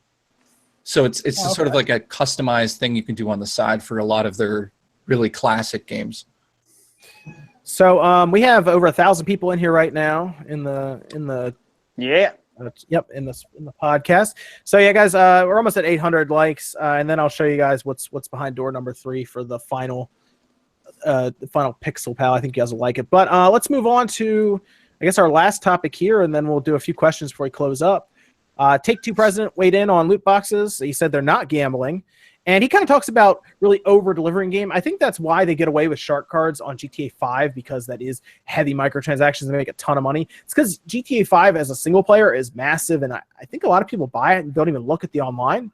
So they're not really bothered by it, whereas Star Wars Battlefront 2 is like a Call of Duty where a lot of people buy it and might not even play the single player. They just go online with it. So in this case, he seemed okay about loot boxes. Do you guys think that if Red Dead Redemption 2 had loot boxes or gets them, do you think that would bother you or anyone else about it? I just think that at this point in time, any company that comes out right now and says, we've got loot boxes, is going to be nailed down with a shitstorm. Mm-hmm. Do you see what happened to Paladins? They just did that, and they got demolished. It's right now what you're going to see is that EA has caused such a shitstorm with their game that a lot of companies are going to be very scared of that stuff, and they're going to actually switch it over to some other form of monetizing after the fact of buying the main game. I don't think we're going to see a lot of loot crates ever again. So you guys smashed through 800 very quickly now after I said something, but Kratos is now on the hopper, so he's also giving a giveaway. I'm actually going to pull the people on stream here, but while we're closing up. And then the last one, this is the one that is 1 in 1,000. So there's 1,000 of these out here. It's limited edition. And that is Evil Ryu. Yeah. So they actually redid all the box and everything for him. So he's kind of a collector's edition one. That is really badass. Yeah. Evil. They only sent me one of these because the other ones, they sent me a couple of each one, but they only sent me one of these because there's, as it says on the front, 1,000 pieces. Nice. So yes, that is that is a good prize. That is some good shit. We're gonna had it up here. I shot for 1,000 likes. We'll see how close you guys can get. I'm inclined to hand it over because we got to 1,000 people. So, but it's up there. If you guys want to shoot for 1,000 likes, that's fine. So we're okay. So you guys just think in this case, if you go for loot boxes in your game, it's kind of a death sentence. It's a dumb business move is what you guys are saying. I think, right now in the zeitgeist, man, and everything that happened with Battlefront, I'm hard-pressed to believe that any company really wants to make that part of their model. So what I fear for, and I hope this isn't the case, like, the best thing about the Battlefront controversy is it showed how strong people's voice can be. And the whole Reddit thing was, like, insane how much that actually caused EA to make different decisions. And so we're probably in a case where no one wants to touch it for a very long time. I do fear that once we're out of this period, and even if that's only 6, 7, 8 months, that eventually companies start just kind of weaseling it back in there. So I feel like everyone has to be on guard for that to happen again. And when it comes to Red Dead, I mean, we don't have a release date. They only gave us the one trailer or whatever, like many, many months ago. So there's maybe the slight possibility that when they finally give us that information, like midway through the year at E3, that we're so far removed enough from the Battlefront thing that they feel like they could get away with having it as a part of their business model and not focus on it. But some people, you can always count on Jim Sterling to make a big old 5 videos about how terrible. And I love that he does that. I love his videos. I mean, somebody's got to do it. It's him and Yong Ye that do it. Yong Yi or whatever. Yeah, they're so awesome with how they do that stuff. It's pretty much up to them at this point to do it. So kinda, yeah. So who knows, man? I mean, I'm not really a Red Dead guy myself, so I'm not too terribly concerned either way. But I hope they do good things. Did you play the first one? No, I never did. I never did. No. Do you have an Xbox One? I do, yeah. Yeah, it's backwards compatible. It's worth picking up for. It is a solid game if you ever. I guess the thing is, I've always known it's a great game. Rockstar makes a kick-ass game. They're so talented, and I know that Red Dead is amazing. the Western thing just doesn't super appeal to me, and I was all at the time it came out. I was doing so many other things. I just passed on it, but I know it's going to be great. I hope they don't screw it up. I'd like to see it do well, and I would like to see it even show up on the Switch. So it's a travesty it never came to PC. The mod community would have had a field day with that game. I'm actually surprised. I didn't even know it didn't come to PC. Never came to PC. Crazy. It's a apparently the coding is like a mess. It was what everyone says. I don't know, but it's a travesty. It never showed up there. Like the amount of money that thing would print is insane. Like they would have. I think they'd sell easily a couple million copies on Steam, no sweat. But that's I guess that's it for everything tonight. Then we're good there. You guys want to, Evan? We have any questions before we close up? I mean, we got some stuff in here. Anything stuff. We just look over because I know a lot of the stuff we cover. Everyone always posts questions on the Discord like a day in advance, and it's literally you send me the notes, and every single note of what we're doing is all the questions. I'm just like, all right. How bad will the microtransactions be in Red Dead? There are going to be microtransactions because they talked about how there will be an emphasis on multiplayer, similar to GTA, and the GTA 5 shark cards are pretty obnoxious. I will say that they do collect a lot of money from people. I don't know what they'll call like cowboy bucks or something. I don't know, but they'll they'll call them fish barrels. Yeah, I got mostly fish barrels. Mostly at this point, they're just going to rebrand whatever comes out as a loot box of any kind because it's still a business model, and if it's done right, it can achieve great things at keeping your game going forward. Just write it off. Like that's the biggest downside to the Battlefield thing is the fallout for the games where it doesn't matter as much. Well, you know what the problem with the loot boxes is? If it's tied to progression of a character, then it's a disaster. No, that's a massive disaster. The only time people seem to not care about it in that regard is if it's a free-to-play game, they'll still let it go by. But if somebody releases a loot box that's like, these are all cosmetic items, and they're super cheap, and you get tons of them if you don't pay for them, but because the word loot box is attached, everyone pulls their pitchforks and torches out, and they'll just ruin a good business model. Did you guys see what happened to UFC 3? Yeah. How bad that turned out? It's bad. It's worse than anything they've made. Well, and that's the thing. It was Jim Sterling's video where he even said like this is worse than Battlefront and Shadow of War and all that stuff. And I was here's a question from Robert Erickson dropping 50 sex on us. Mr. Sex. How would you change Battlefront to make it a good game?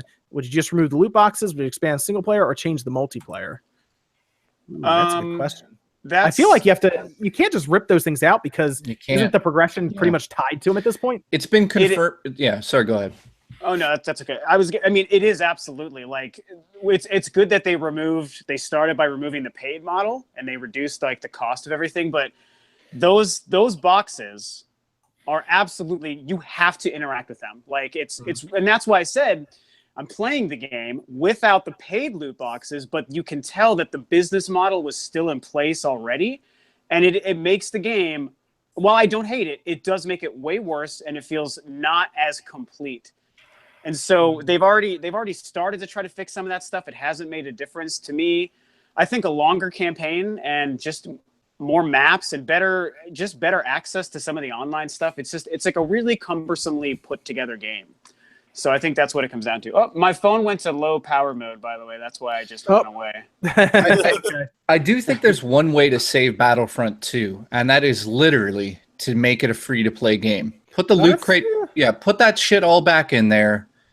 Let me play the game for free. If I want to give you money, I'll do it. If one of the suggested was that's an option, but multiplayer free, single player would be like a small payment. $2. That's what that's worth.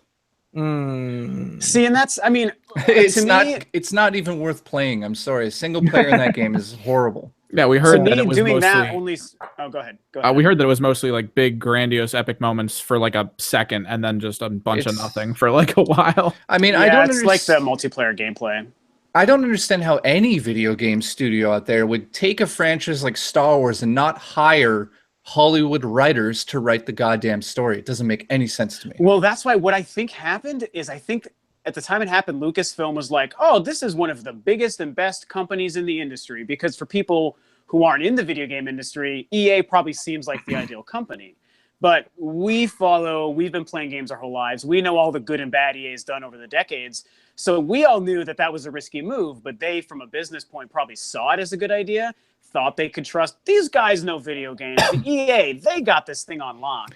And Well, and again, it's biting them in the ass. So I mean, but it's the other kinda- thing is, did Disney know that that was the model? They had to have known that the model would be to suck all the That's money a good out of question. I mean, They no, I had to, definitely right? think that they are the ones who forced EA's hand to remove the problem. But I don't know if they knew it or not. And that's the big mystery, you know. The other So, question is, if EA doesn't make a Star Wars game, which studio is capable of making a Star Wars game at this point in time? Like, I mean, like actually being able to do it. some of the old guys that used to like Pandemic are shut down. So I So don't know. it I is a mean, tough question. It's like, if Yeah. EA doesn't make this game with DICE, who's making a really good first-person shooter? You know, like we're going to give it to Activision, who's going to do the Star same Wars. shit?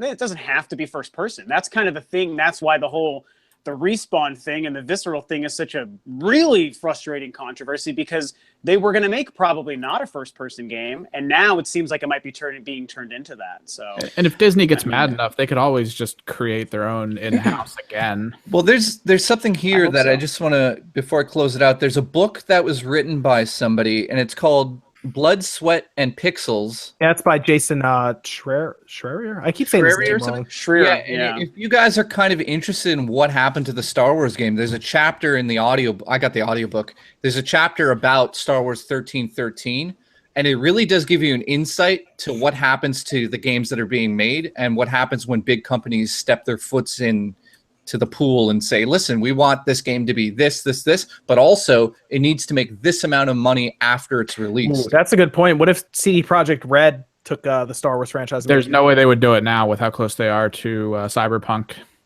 No, I Yeah, don't think so. that's what I was saying. It's like, who's going to take it? I mean, all these companies have all of these things going.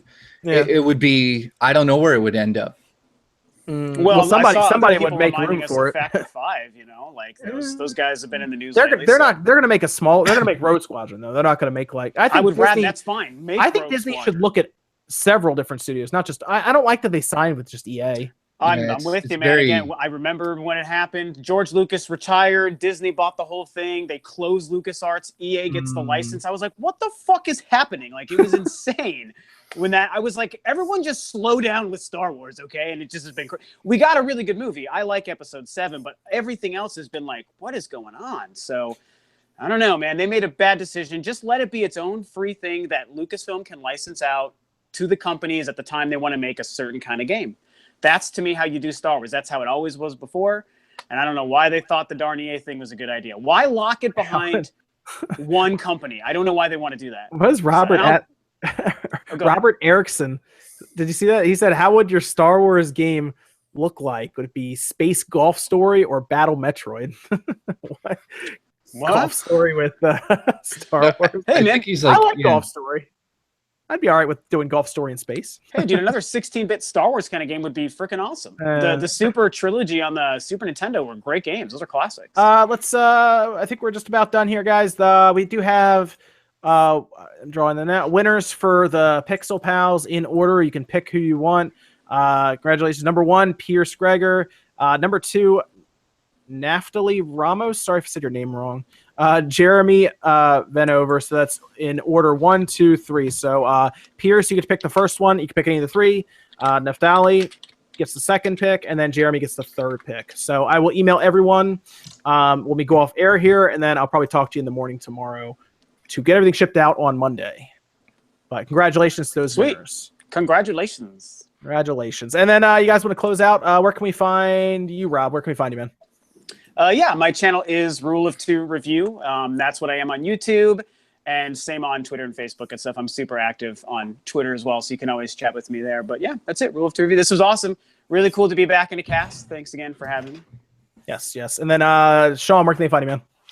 RGT85 on YouTube, Facebook, Twitter. I'm all over the place. I got videos coming out. You can find him in the cereal aisle of your local grocery gonna store say, next week, Find him like in the cereal aisle, killing an old pushing lady over for small children. I need it. Sean, you should go there into Walmart or wherever you go. Just go in there barefoot, taking all the cereal. I might film it. Yeah, Bathrobe. you should. You should. That'd be great. And then Jason, where can they find you, man? My channel's 3 kilobytes, so I'll put that in the chat because it's a really dumb name. And that's about it. I'm on You're Twitter. trying to try to change that or something at one point. Was that you on Twitter talking about that? Somebody was talking about it on Twitter. I thought it was you. I couldn't remember. Yeah, I mean, people are like, "Why is it 3 when there's only one of you now?" But whatever. Oh, did it start out with 3 of you? Yeah, long, like 9 wow. years ago. Wow. Okay. Jeez. Yeah. It's a YouTube vet there. YouTube vet channel. Yeah, it's old. I'm retiring. Then, I announced my retirement right now. You do a lot of reviews though, right? Yeah, like I've done 900 or 700 reviews. Oh, okay, very good. There you go. And then Evan, where can they find you, man? Just link it in chat. That name on Twitter, Twitch, Instagram. You can follow it on YouTube. But also for Spawn Wave, I'm going to be doing Esports Wave, not this weekend, but next weekend, because it's every other weekend. And then at some point in time here in the next couple of weeks, I'm going to review this monitor I'm using right now. Oh, yeah. What do you think of that monitor anyway?